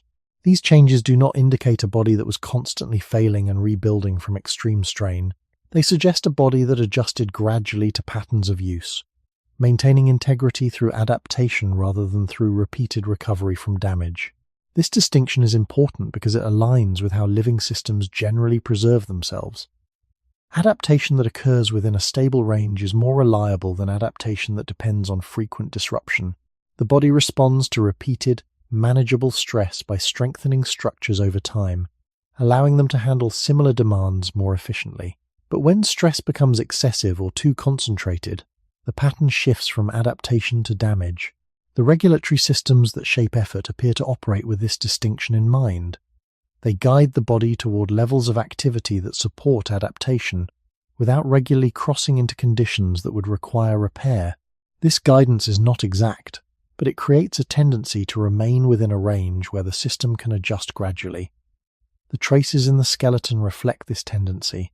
They show that the body was used enough to adapt, but not so consistently pushed beyond its limits that structural breakdown became the dominant pattern. This helps explain why the sensation of limitation often appears before any visible sign of damage. The system is not waiting for the threshold of injury to be reached. It is responding to conditions that approach that threshold, introducing resistance that encourages a shift in behavior. This resistance is part of how the body maintains a balance between use and preservation. It allows structures to adapt over time without being subjected to levels of stress that would disrupt their function. Even in modern environments where activity patterns can differ significantly and where recovery may be more accessible, this underlying structure remains. The body continues to favor conditions that support gradual adaptation. When effort becomes too intense, too prolonged, or too uniform, the system responds by increasing the sense of difficulty. This response is not only about immediate fatigue, it reflects the body's attempt to avoid patterns of stress that would move it away from stable adaptation and toward imbalance. The feeling of not being able to continue, then, can be understood as part of this protective alignment. It is not only a response to what the body is doing in the moment, it is a response to how that activity fits within a longer pattern of use and adaptation. When the pattern supports gradual adjustment, the body can continue with relative stability. When the pattern begins to move toward conditions that could disrupt that stability, the system introduces earlier limitation. This limitation helps preserve the structures that must carry movement over time, ensuring that they remain capable of adapting rather than breaking down. And in this way, the traces left in the body and the sensations experienced in effort converge toward the same principle. The body is not organized around repeatedly reaching its limits. It is organized around maintaining a range where adaptation can occur without frequent disruption. The limits that are felt are part of that organization, guiding behavior in a way that keeps the system within a zone where it can continue to adjust, strengthen, and remain functional across many repetitions, rather than being driven toward extremes that would shorten that continuity. When patterns of movement begin to shift from natural variation toward more structured and repeated forms of labor, the relationship between effort and limitation starts to change in a subtle but important way. In earlier conditions, activity was shaped largely by the environment, by terrain, climate, and the immediate need to respond to changing situations. Movement was varied, and this variation allowed the body to distribute effort across different systems and over time. But as human societies began to settle and organize around more stable forms of subsistence, such as agriculture, the pattern of activity became more regular and, in many cases, more repetitive. Tasks that once changed from moment to moment became structured around cycles: planting, harvesting, carrying, building, often involving similar movements performed repeatedly over extended periods. This shift does not mean that effort suddenly became more intense in every case. It means that effort became more uniform. The body was now being asked to sustain similar types of movement for longer durations, sometimes with less variation than before. From a widely accepted historical and anthropological perspective, this change introduced new forms of strain that were not necessarily about reaching higher levels of output, but about maintaining consistent output in a more fixed pattern. When movement becomes repetitive, the distribution of force across the body can become more concentrated. Instead of shifting between different types of activity, the same muscles, joints, and movement patterns are used again and again. Over time, this can lead to a different experience of effort. The body may begin to introduce signals of fatigue earlier, not because the task is beyond its capacity, but because the pattern of repetition reduces the opportunities for variation and partial recovery within the activity itself. The regulatory systems that guide effort respond to this change. They are not only sensitive to how much force is being applied, but to how that force is organized. When the system detects that effort is becoming more uniform and less varied, it may respond by increasing the sense of difficulty sooner. This response encourages adjustments, pauses, changes in movement, or reductions in intensity that help restore a more balanced distribution of load. In this way, the feeling of limitation becomes linked not only to the level of effort, but to the structure of that effort across time. This shift also reflects a broader change in how effort relates to necessity. In earlier conditions, many forms of activity were directly tied to immediate survival, and variation in movement was built into the way tasks were performed. In more structured settings, effort could become detached from immediate environmental feedback, continuing according to social or economic patterns, rather than changing conditions. The body, however, continues to operate according to its underlying regulatory principles. It does not fully adapt to the idea of sustained uniform effort without variation. Instead, it introduces earlier signals of fatigue, guiding behavior toward patterns that are more aligned with its internal organization. Even in modern contexts where structured activity is common, this underlying pattern remains visible. Tasks that involve repeated, uniform movements often feel more fatiguing over time than tasks that allow for variation, even when the total amount of work is similar. The body responds not only to the quantity of effort, but to its distribution and variability. When variability is reduced, the system must rely more heavily on its regulatory signals to prevent imbalance. These signals appear as earlier limitation, encouraging changes that restore a more sustainable pattern. And so the transition from varied movement to more structured forms of labor introduces a new dimension to how limits are experienced. The body is not simply reaching a point of exhaustion, it is responding to a pattern of effort that differs from the conditions under which its regulatory systems were shaped. The sensation of not being able to continue, then, becomes part of an ongoing adjustment, one that reflects the tension between the structure of modern activity and the underlying organization of a system that still favors variation, distribution, and the ability to continue across time rather than to sustain a single unchanging demand without interruption. As patterns of work became more structured, another quiet shift began to appear, one that did not change the body's basic design, but altered the way effort was organized across time. In settings where tasks followed fixed routines, activity was no longer guided primarily by immediate environmental variation. Instead, it was shaped by schedules, expectations, and repeated sequences that could continue even when the body's internal signals suggested adjustment.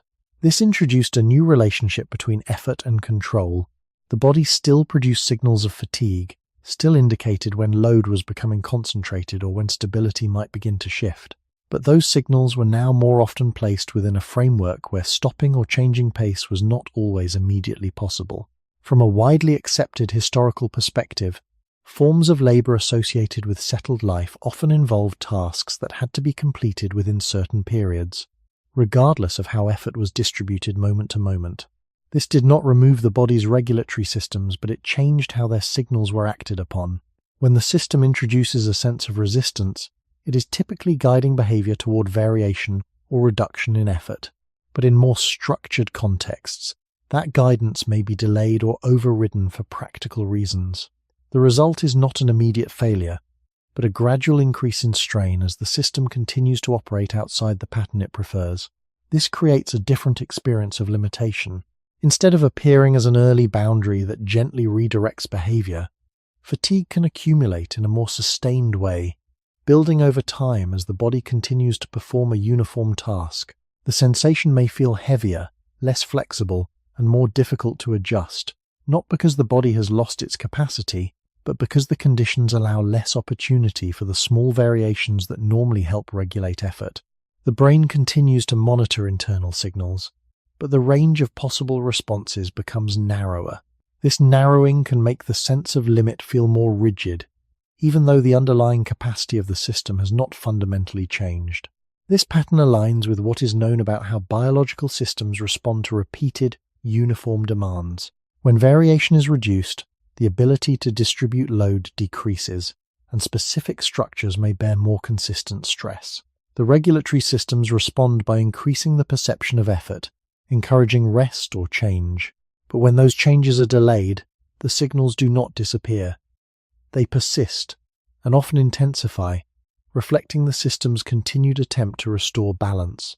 Over time, this can lead to a shift in how effort is experienced. The body becomes more sensitive to the onset of fatigue in similar contexts, and the sense of limitation may appear earlier in anticipation of the pattern repeating.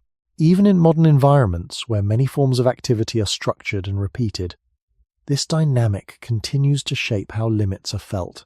The body does not fully adapt to uniform effort as a default condition. It continues to favor variation and distribution, and it continues to signal when those conditions are not present. When activity is organized in a way that restricts variation, the system relies more heavily on its regulatory signals to prevent imbalance. These signals may be experienced as stiffness, heaviness, or a reduced willingness to continue. They are not simply signs of reduced strength. They are part of how the body attempts to maintain its internal organization under conditions that differ from the patterns it is most suited to handle. And so the experience of not being able to push further in such contexts is shaped not only by how much effort is being applied, but by how that effort is structured within a system that still expects movement to vary, to adjust, and to allow space for recovery within activity itself.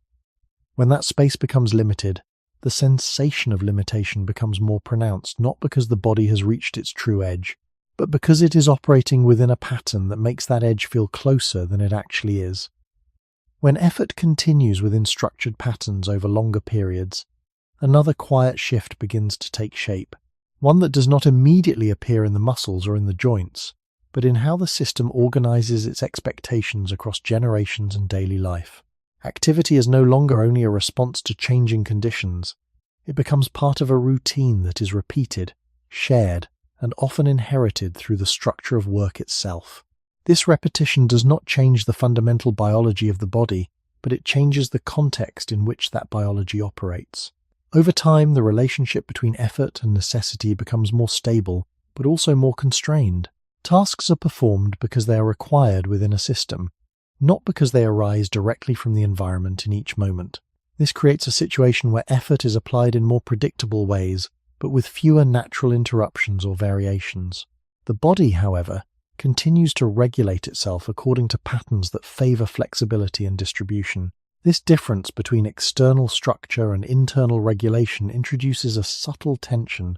The system continues to send signals that encourage variation, adjustment, and moderation, but the structure of activity may not always allow those signals to be followed immediately. As a result, the experience of effort becomes layered. There is the external requirement to continue, and there is the internal signal that suggests change. When these two do not align, the sense of limitation can become more pronounced. It may feel less like a gradual guidance and more like a persistent resistance that builds over time. This resistance is not a failure of the body. It is a reflection of the system continuing to operate according to its regulatory principles, even when the pattern of activity does not fully support them. From a widely accepted historical and anthropological perspective, this shift is part of a broader transformation in how human activity has been organized. As societies became more complex, the coordination of work across groups and over time required consistency. This consistency made it possible to produce and maintain resources, but it also introduced patterns of effort that were less variable than those shaped directly by the environment.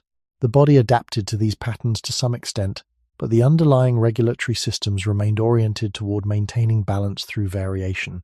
This means that the sensation of limitation in such contexts is not only about the immediate task, it reflects the interaction between a stable external pattern and a flexible internal system. The body is still attempting to distribute load, to introduce small adjustments, and to maintain a range that can be sustained. When the external structure limits these adjustments, the system relies more heavily on its signals to guide behavior. These signals may appear as earlier fatigue, reduced willingness to continue, or a stronger sense of resistance. They are not only indicators of current strain, they are part of the body's ongoing effort to align activity with its preferred patterns of regulation. Even in modern environments, where the forms of structured activity may differ from those of earlier settled societies, this interaction continues. The body does not fully adopt uniformity as its natural state. It continues to favor movement that can change, that can redistribute effort, and that allows for ongoing adjustment.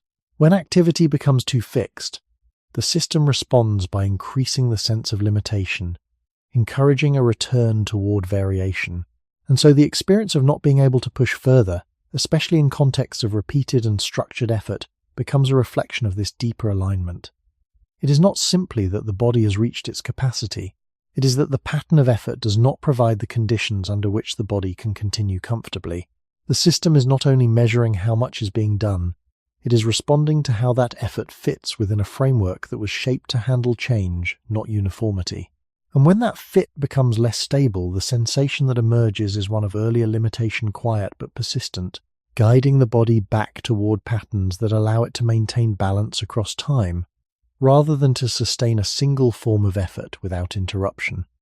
When effort becomes separated from immediate necessity, the way the body interprets that effort begins to change in a quiet but noticeable way. In earlier conditions, many forms of activity were directly linked to outcomes that could be sensed in the moment. Movement led to finding resources, adjusting position, or responding to the environment. The body could connect effort with a clear purpose, and the variation in activity reflected the changing conditions around it. But in more recent settings, effort is often organized independently of these direct feedback loops. Tasks can continue according to schedules, expectations, or abstract goals, rather than immediate environmental cues. This separation does not remove the body's regulatory systems, but it alters how those systems are engaged. The body continues to produce signals that reflect changes in energy use, coordination, and internal balance. However, the context in which those signals are interpreted becomes less directly tied to survival or immediate outcomes. As a result, the sense of effort can feel less anchored. It may appear more quickly or more strongly, not necessarily because the physical demand is greater, but because the system is operating without the same kind of immediate feedback that once guided variation and adjustment. From a widely accepted perspective in physiology and behavioral science, perception of effort is influenced not only by the body's internal state, but also by how that state is interpreted within a given context. When the purpose of an action is clear and directly linked to immediate conditions, the system can integrate signals in a way that supports continuation.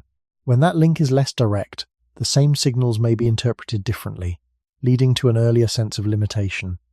This does not imply that the body is less capable. It suggests that the framework through which effort is experienced has shifted. The brain, acting as a regulator, continues to balance energy use, risk, and stability, but it does so within a context where the meaning of effort is less immediate.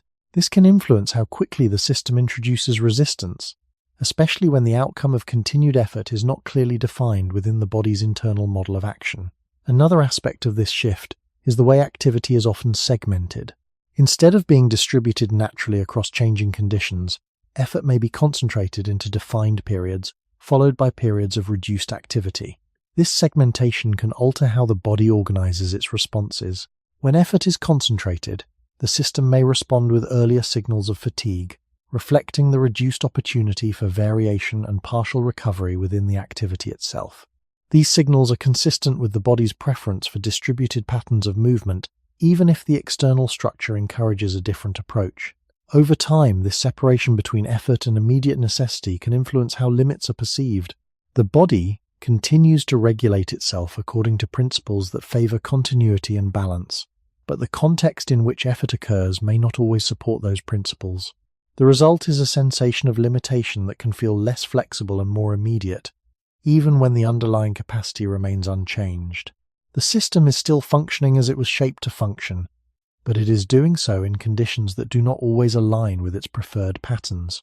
Even in modern environments where resources are more stable and many forms of effort are no longer directly tied to survival, the body does not fully adjust its regulatory framework to match these changes. It continues to respond to effort as if it must be managed carefully, introducing early signals of resistance when patterns become too concentrated or too detached from variation. And so the experience of not being able to push further begins to reflect not only the body's internal state, but also the way effort is organized in relation to its original context. The system is not only asking whether it can continue, it is responding to how meaningful, predictable, and distributed that effort appears to be. And when that alignment is reduced, the sensation that emerges is one of earlier limitation, subtle, consistent, and shaped as much by context as by capacity itself. When effort is organized without direct and immediate feedback, the way the body maintains its sense of pacing begins to rely more heavily on internal signals alone. In earlier conditions, movement was often guided by external cues that changed naturally. Terrain would shift, tasks would vary, and the environment itself would introduce pauses or adjustments. These changes provided a form of regulation that worked alongside the body's internal systems. The need to slow down, change direction, or stop was often embedded in the situation itself. But when activity becomes more uniform and less influenced by external variation, this external guidance is reduced. The body is then left to rely more on its internal mechanisms to determine when and how to adjust effort.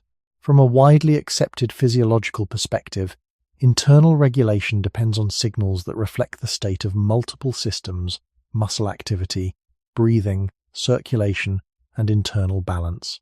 These signals are integrated by the brain into a perception of effort that can guide behavior. However, without the presence of external variation, these internal signals must carry a greater share of the regulatory role.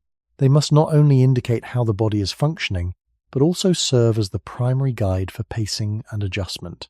As a result, the system may become more sensitive to changes in internal state, introducing signals of fatigue or resistance earlier to compensate for the lack of external cues. This sensitivity does not mean that the body is less capable. It reflects a shift in how regulation is distributed between internal and external factors. When external variation is present, the body can rely on both sources of information to maintain balance. When it is absent, the internal system takes on a greater responsibility, and its signals may become more prominent. This prominence can be experienced as an earlier or stronger sense of limitation, even when the physical demand has not increased. Another aspect of this shift is the reduced opportunity for spontaneous adjustment. In environments where activity is less structured, small changes in movement, pace, or posture occur naturally. These changes allow different systems to share the load and provide moments of partial recovery within the activity itself. When activity is more uniform, these spontaneous adjustments may be limited. The body must then rely on more deliberate changes to achieve the same effect. Until those changes occur, the system may continue to signal increasing effort, reflecting the need for variation that is not yet present. This pattern aligns with broader observations about how biological systems maintain stability. Systems that operate with multiple sources of feedback tend to regulate more smoothly, while systems that rely on a narrower set of signals may respond more conservatively. The body, when deprived of external variation, compensates by adjusting its internal thresholds. introducing earlier signals of limitation to prevent imbalance from developing unnoticed. Even in modern contexts, where many activities are designed to be consistent and controlled, this underlying principle continues to shape how effort is experienced. The body does not fully adapt to uniformity as a neutral condition. It continues to expect variation as part of its regulatory framework. When that expectation is not met, the system responds by increasing the visibility of its internal signals. Fatigue becomes more noticeable, resistance appears earlier, and the sense of limitation becomes more pronounced. These responses are not simply signs of reduced endurance. They are part of how the body maintains its internal balance in the absence of external guidance. The system is adjusting to a different distribution of regulation, one where internal signals must carry more weight. And in doing so, it creates an experience of effort that feels more constrained, not because the body has less capacity, but because it is working to preserve stability under conditions where the usual balance between internal and external regulation has shifted. When internal signals begin to carry more of the regulatory burden, the way effort is experienced can become quieter in one sense, yet more immediate in another. There are fewer external interruptions to guide change, fewer natural shifts that gently redirect activity, and so the body turns more fully toward its own internal language. This language is subtle, built from sensations that are not always sharp or clearly defined. A slight heaviness in the limbs, a gradual slowing of breath, a narrowing of focus. None of these signals are dramatic on their own, but together they form a continuous stream of information that the brain uses to guide action. When this stream becomes the primary source of regulation, the system begins to rely on it more strongly, and the signals it produces can feel more decisive, even when the underlying conditions have not changed significantly. From a widely accepted perspective in physiology and cognitive science, perception of effort is not a direct readout of physical state. It is a constructed experience, shaped by how the brain integrates signals from the body with its ongoing assessment of stability and sustainability. When external context provides less variation, this construction becomes more dependent on internal cues. The brain has fewer reference points outside the body to compare against, and so it places greater weight on the signals it receives from within. This shift can make the sense of effort feel more immediate and less negotiable. The body signals that it is time to slow down or stop, and without external cues to balance or reinterpret that signal, it becomes the dominant guide for behavior. This does not mean that the signal is inaccurate. It reflects a system that is adjusting to a different distribution of information, but it does mean that the boundary it creates may feel closer, more fixed, and more difficult to move beyond. Another consequence of this shift is the way attention becomes involved in the experience of effort. In environments where activity is varied and externally guided, attention is often distributed across multiple elements: movement, surroundings, changing conditions. This distribution can reduce the focus on internal sensations, allowing effort to unfold without constant awareness of its progression. When activity becomes more uniform and less externally engaging, attention may turn inward. The sensations associated with effort become more noticeable, and the brain integrates them more prominently into the perception of limitation. This does not change the body's capacity directly, but it influences how that capacity is experienced. The same level of physical demand can feel different depending on how attention is distributed, and when attention is focused more narrowly on internal signals, the sense of effort can appear stronger and earlier. Over time, this pattern can reinforce itself. The system becomes more attuned to its internal signals, and those signals become more central in guiding behavior. The boundary that is felt begins to reflect not only the body's regulatory processes, but also the way those processes are perceived and prioritized. This creates a form of limitation that is shaped by both physiology and context.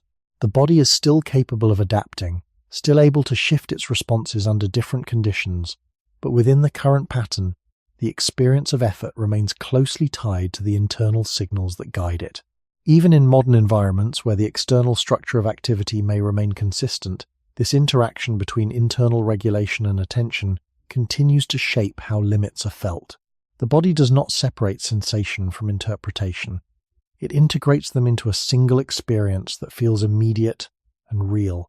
And when that experience is guided primarily by internal signals, without the balancing influence of external variation, the sense of limitation can become more pronounced, not because the body has reached its true edge, but because the system is relying more heavily on its own signals to maintain balance, and those signals are designed to act early to preserve stability before it is fully challenged. When the experience of effort is shaped both by internal regulation and by how those signals are perceived, a quiet separation begins to form between what the body can do and what it feels able to do. This separation is not obvious, because the sensation of effort presents itself as immediate and convincing. When the body signals that continuing will be difficult, that signal does not appear as a suggestion. It appears as a condition, yet from a widely accepted perspective in physiology, there is often a difference between the point at which effort begins to feel unsustainable and the point at which the body reaches its true structural or metabolic limits. This difference does not imply that the sensation is misleading. It reflects the way the system is designed to regulate behavior before reaching conditions that could disrupt stability. The brain integrates signals from multiple systems, muscles, breathing, circulation, and internal balance, and uses them to construct a perception of effort that guides action. This perception is not a direct measurement of maximum capacity. It is a representation shaped by the need to maintain function over time. As a result, the point at which effort feels too difficult to continue may occur earlier than the point at which the body could no longer physically perform the task. This early signal acts as a margin, allowing the system to adjust before deeper strain develops. The existence of this margin can be observed in how performance varies across different contexts. Under certain conditions, when the system evaluates the situation as stable or necessary, the body can continue beyond levels that previously felt like limits. This does not require a fundamental change in structure. It reflects a shift in how the brain interprets the signals it receives. The same underlying capacity can be expressed differently depending on how the system balances effort, risk, and expected outcome. This variability suggests that the perceived limit is not fixed at the level of the body's maximum ability. It is part of a regulatory process that adjusts according to context. At the same time, this does not mean that the body can ignore its signals without consequence. The regulatory system exists to preserve stability, and the sensations it produces are part of that preservation. The margin between perceived limit and actual capacity is not an invitation to continuously exceed those signals. It is a feature of a system that operates conservatively to avoid reaching conditions where recovery might be uncertain. From a biological perspective, this approach supports long-term continuity rather than repeated exposure to extremes. The body does not need to operate at its maximum to remain functional. It needs to operate within a range that allows it to adapt and respond across time. Over longer periods of human development, this separation between perception and capacity would have supported flexibility. The system could adjust its responses based on changing conditions, allowing more effort when necessary and less when conditions were uncertain. The perceived limit, in this sense, becomes a dynamic boundary rather than a fixed one. It moves according to how the system evaluates the current situation, even though it often feels stable within familiar patterns. Even in modern environments, where many conditions are more controlled and where the need to preserve energy or avoid risk may be less immediate, this underlying structure remains. The body continues to regulate effort through perception, creating a boundary that reflects both current signals and broader patterns of stability. The result is a limit that is experienced as real and immediate, even though it may sit below the body's absolute capacity. And so the question of why humans cannot push their limits begins to shift again. It may not be that the limits have disappeared or become unreachable. It may be that the limits being felt are part of a system that is designed to act early, to preserve balance, and to maintain the ability to continue creating a separation between what the body can do and what it allows itself to do under most conditions, a separation that remains largely invisible but consistently shapes how effort is experienced from one moment to the next. If there is a separation between what the body can do and what it feels able to do, then the boundary that is experienced begins to depend on how the system interprets its own signals over time. This interpretation does not remain fixed. It shifts with context, with familiarity, and with the way effort is distributed across different conditions. The body does not operate with a single unchanging threshold. Instead, it adjusts its perception of effort based on patterns it has learned to recognize as stable or unstable. When a situation is familiar and predictable, the system tends to allow a broader range of activity before introducing strong resistance. The signals of fatigue may still appear, but they are integrated into a framework that supports continuation.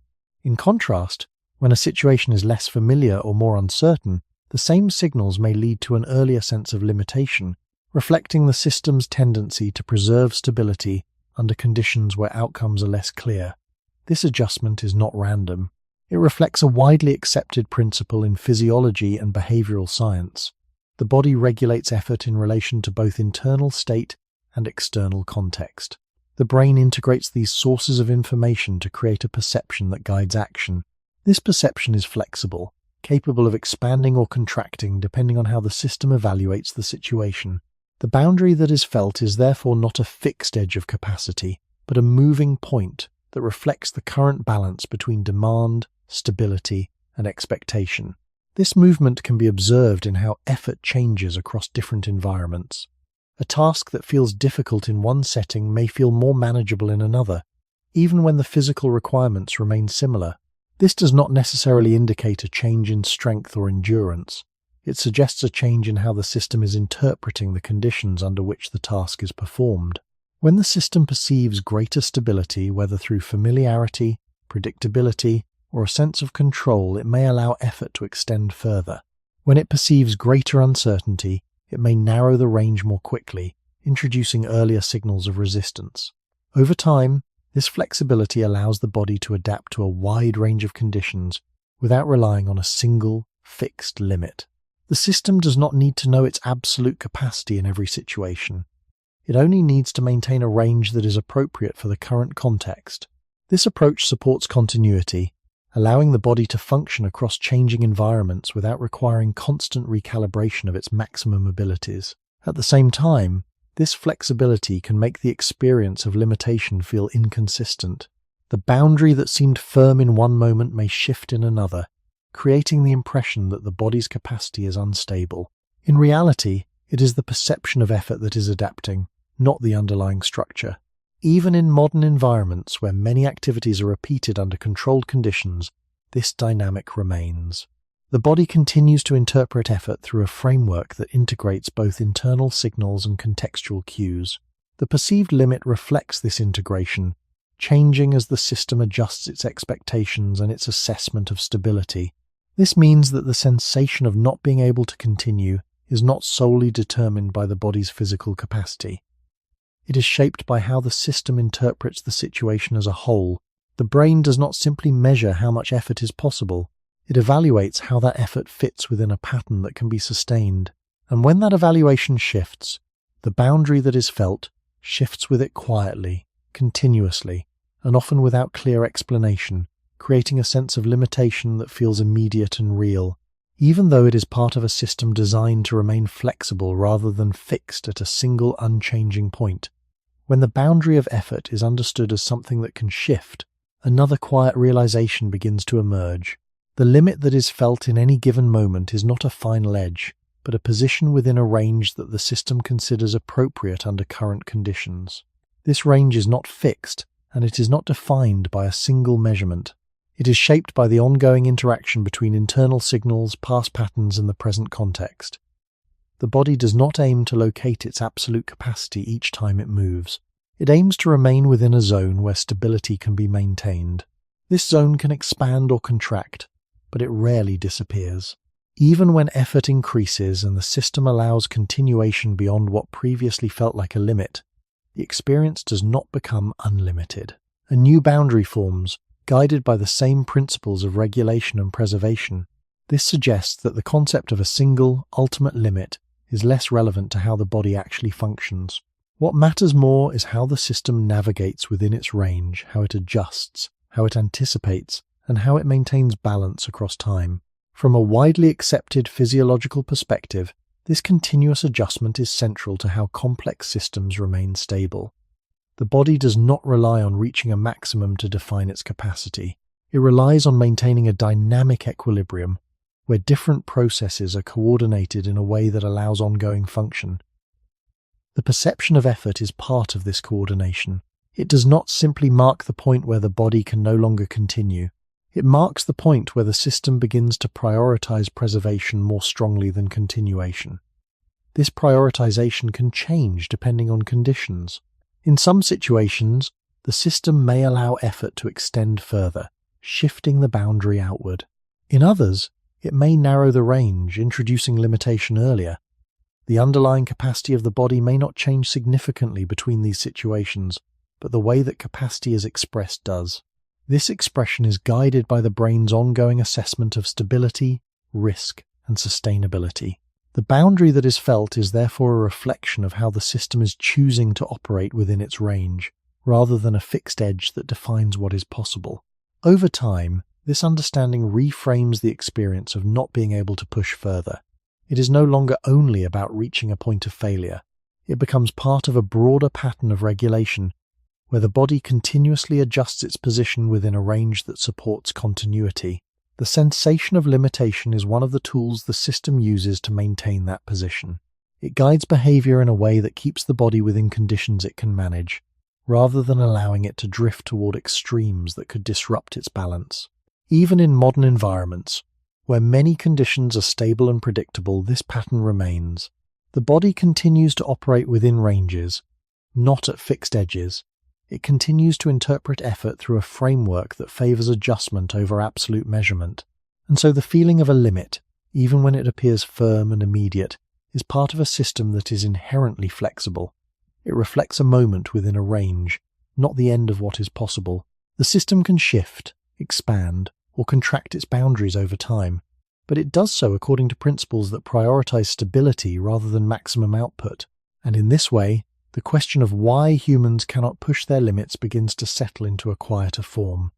It is not that the limits are absent, or that they cannot be reached. It is that the limits being felt are part of a moving boundary, one that is shaped by the need to continue rather than to exhaust, and one that remains present not as a final barrier, but as a guide that keeps the body within a range where it can function, adapt, and remain capable of responding beyond the moment in which that limit is first encountered.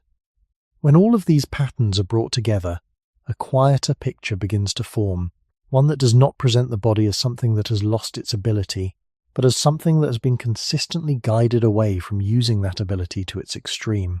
The body does not begin from a place of limitation. It begins from a place of regulation. Every signal of effort, every sensation of resistance, every moment where continuation feels less certain, is part of a system that is organizing itself toward continuity rather than toward completion. This organization is not based on a single factor. It reflects the integration of energy management, risk avoidance, structural preservation, and learned patterns of response.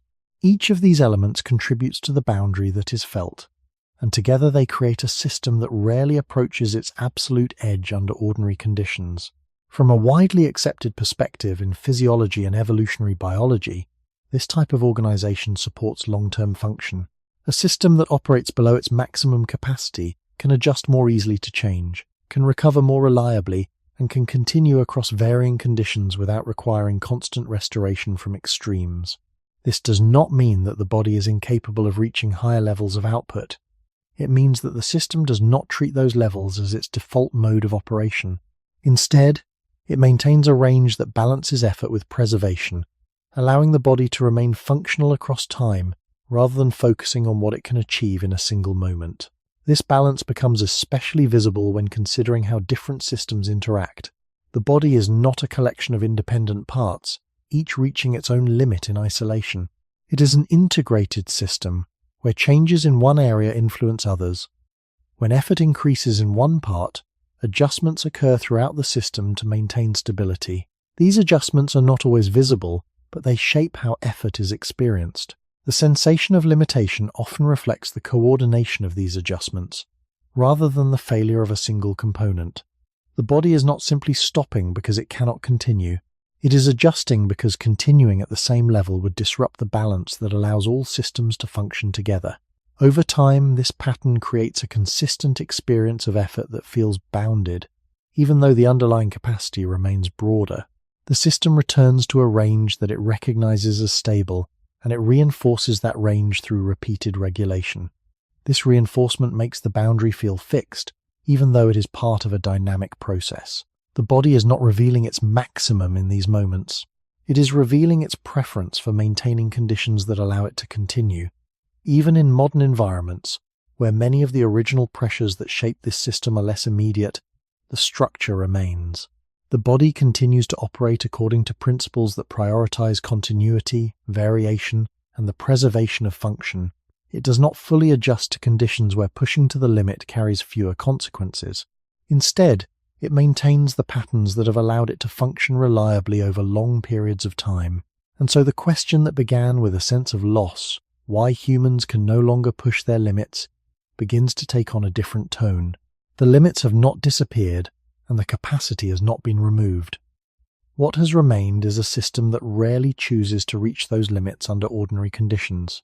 The boundary that is felt is not the end of what the body can do. It is the point at which the system begins to protect what it needs to continue. And within that protection, there is a form of stability that has allowed the body to endure across environments, across changes, and across time, not by reaching its maximum, but by remaining within a range where it does not have to.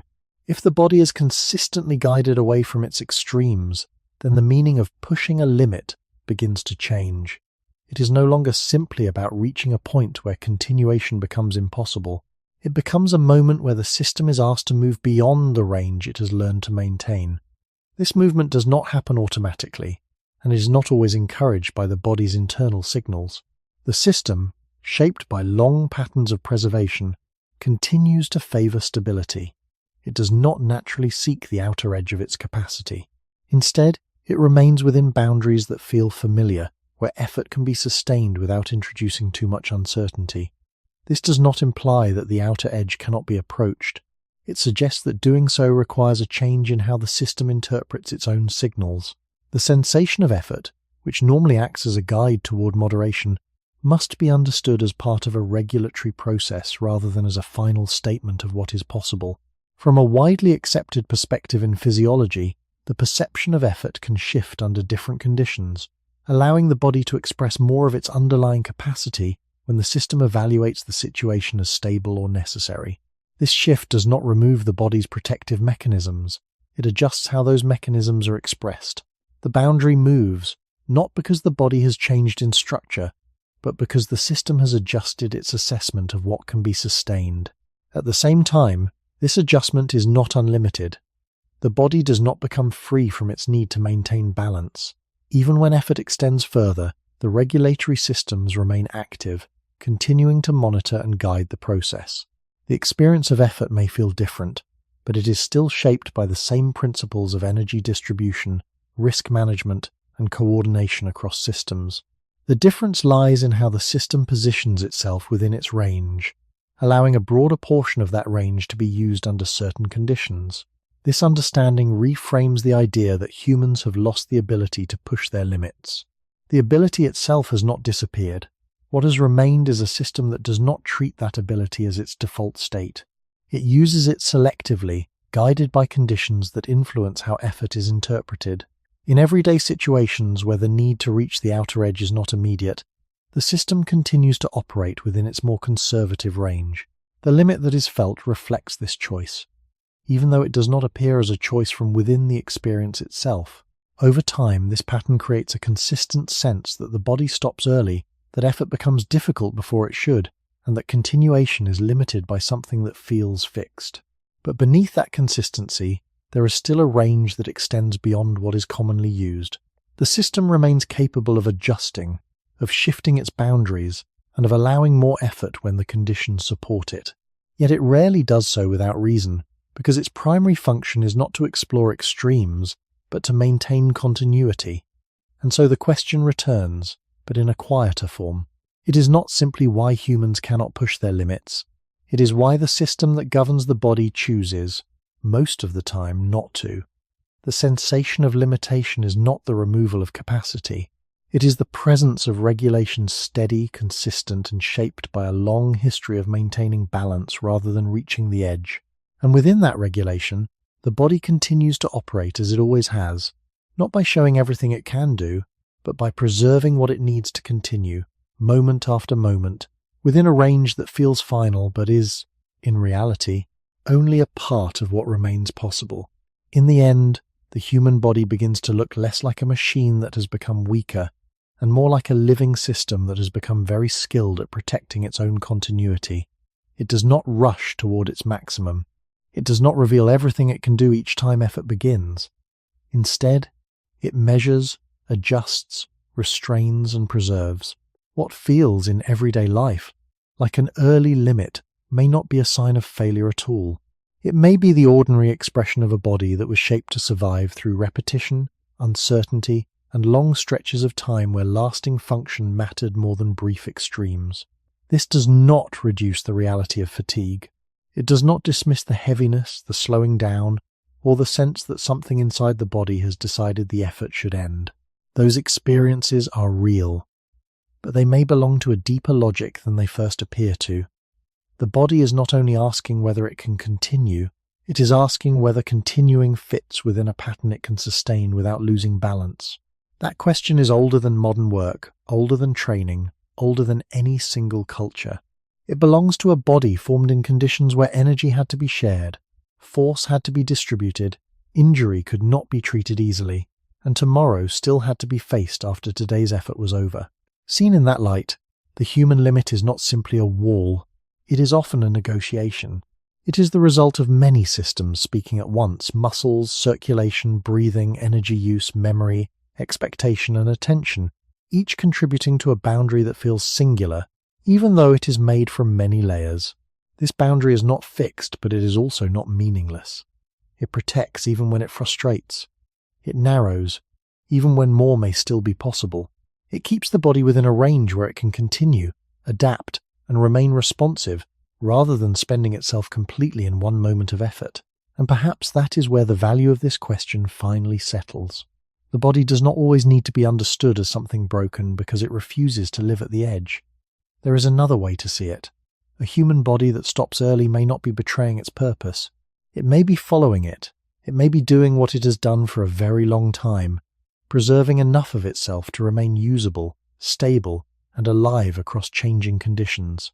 That does not make every limit correct. It does not mean every boundary should be treated as final. But it does suggest that the first feeling of "I cannot go further" is not always the whole truth. Sometimes it is the beginning of a conversation between the body's immediate experience and its deeper history. And that history carries a quiet lesson. Human life has never depended only on force, or on reaching the most extreme point possible. It has depended just as much on pacing, on recovery, on distribution, on the ability to continue after strain without being destroyed by it. In that sense, the body's caution is not merely a restraint. It is part of the wisdom built into survival itself. To understand that is not to defeat the limit, but to see it more clearly, to recognize that what feels like weakness may sometimes be protection, what feels like loss may sometimes be preservation, and what feels like an ending may only be the point where the body begins to ask for a different relationship with effort than the modern world usually expects from it. So perhaps the deepest question is no longer whether humans have lost the power to push their limits, but whether the body was ever truly meant to live by that idea at all, and if it was not, then what, exactly, has it been trying to protect in us this whole time?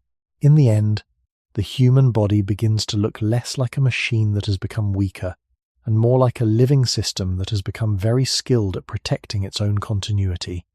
It does not rush toward its maximum. It does not reveal everything it can do each time effort begins. Instead, it measures, adjusts, restrains, and preserves. What feels in everyday life like an early limit may not be a sign of failure at all.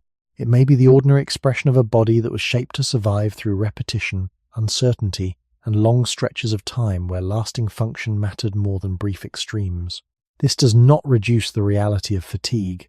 It does not dismiss the heaviness, the slowing down, or the sense that something inside the body has decided the effort should end. Those experiences are real, but they may belong to a deeper logic than they first appear to. The body is not only asking whether it can continue, it is asking whether continuing fits within a pattern it can sustain without losing balance. That question is older than modern work, older than training, older than any single culture. It belongs to a body formed in conditions where energy had to be shared, force had to be distributed, injury could not be treated easily, and tomorrow still had to be faced after today's effort was over. Seen in that light, the human limit is not simply a wall. It is often a negotiation. It is the result of many systems speaking at once: muscles, circulation, breathing, energy use, memory, expectation, and attention, each contributing to a boundary that feels singular, even though it is made from many layers. This boundary is not fixed, but it is also not meaningless. It protects, even when it frustrates. It narrows, even when more may still be possible.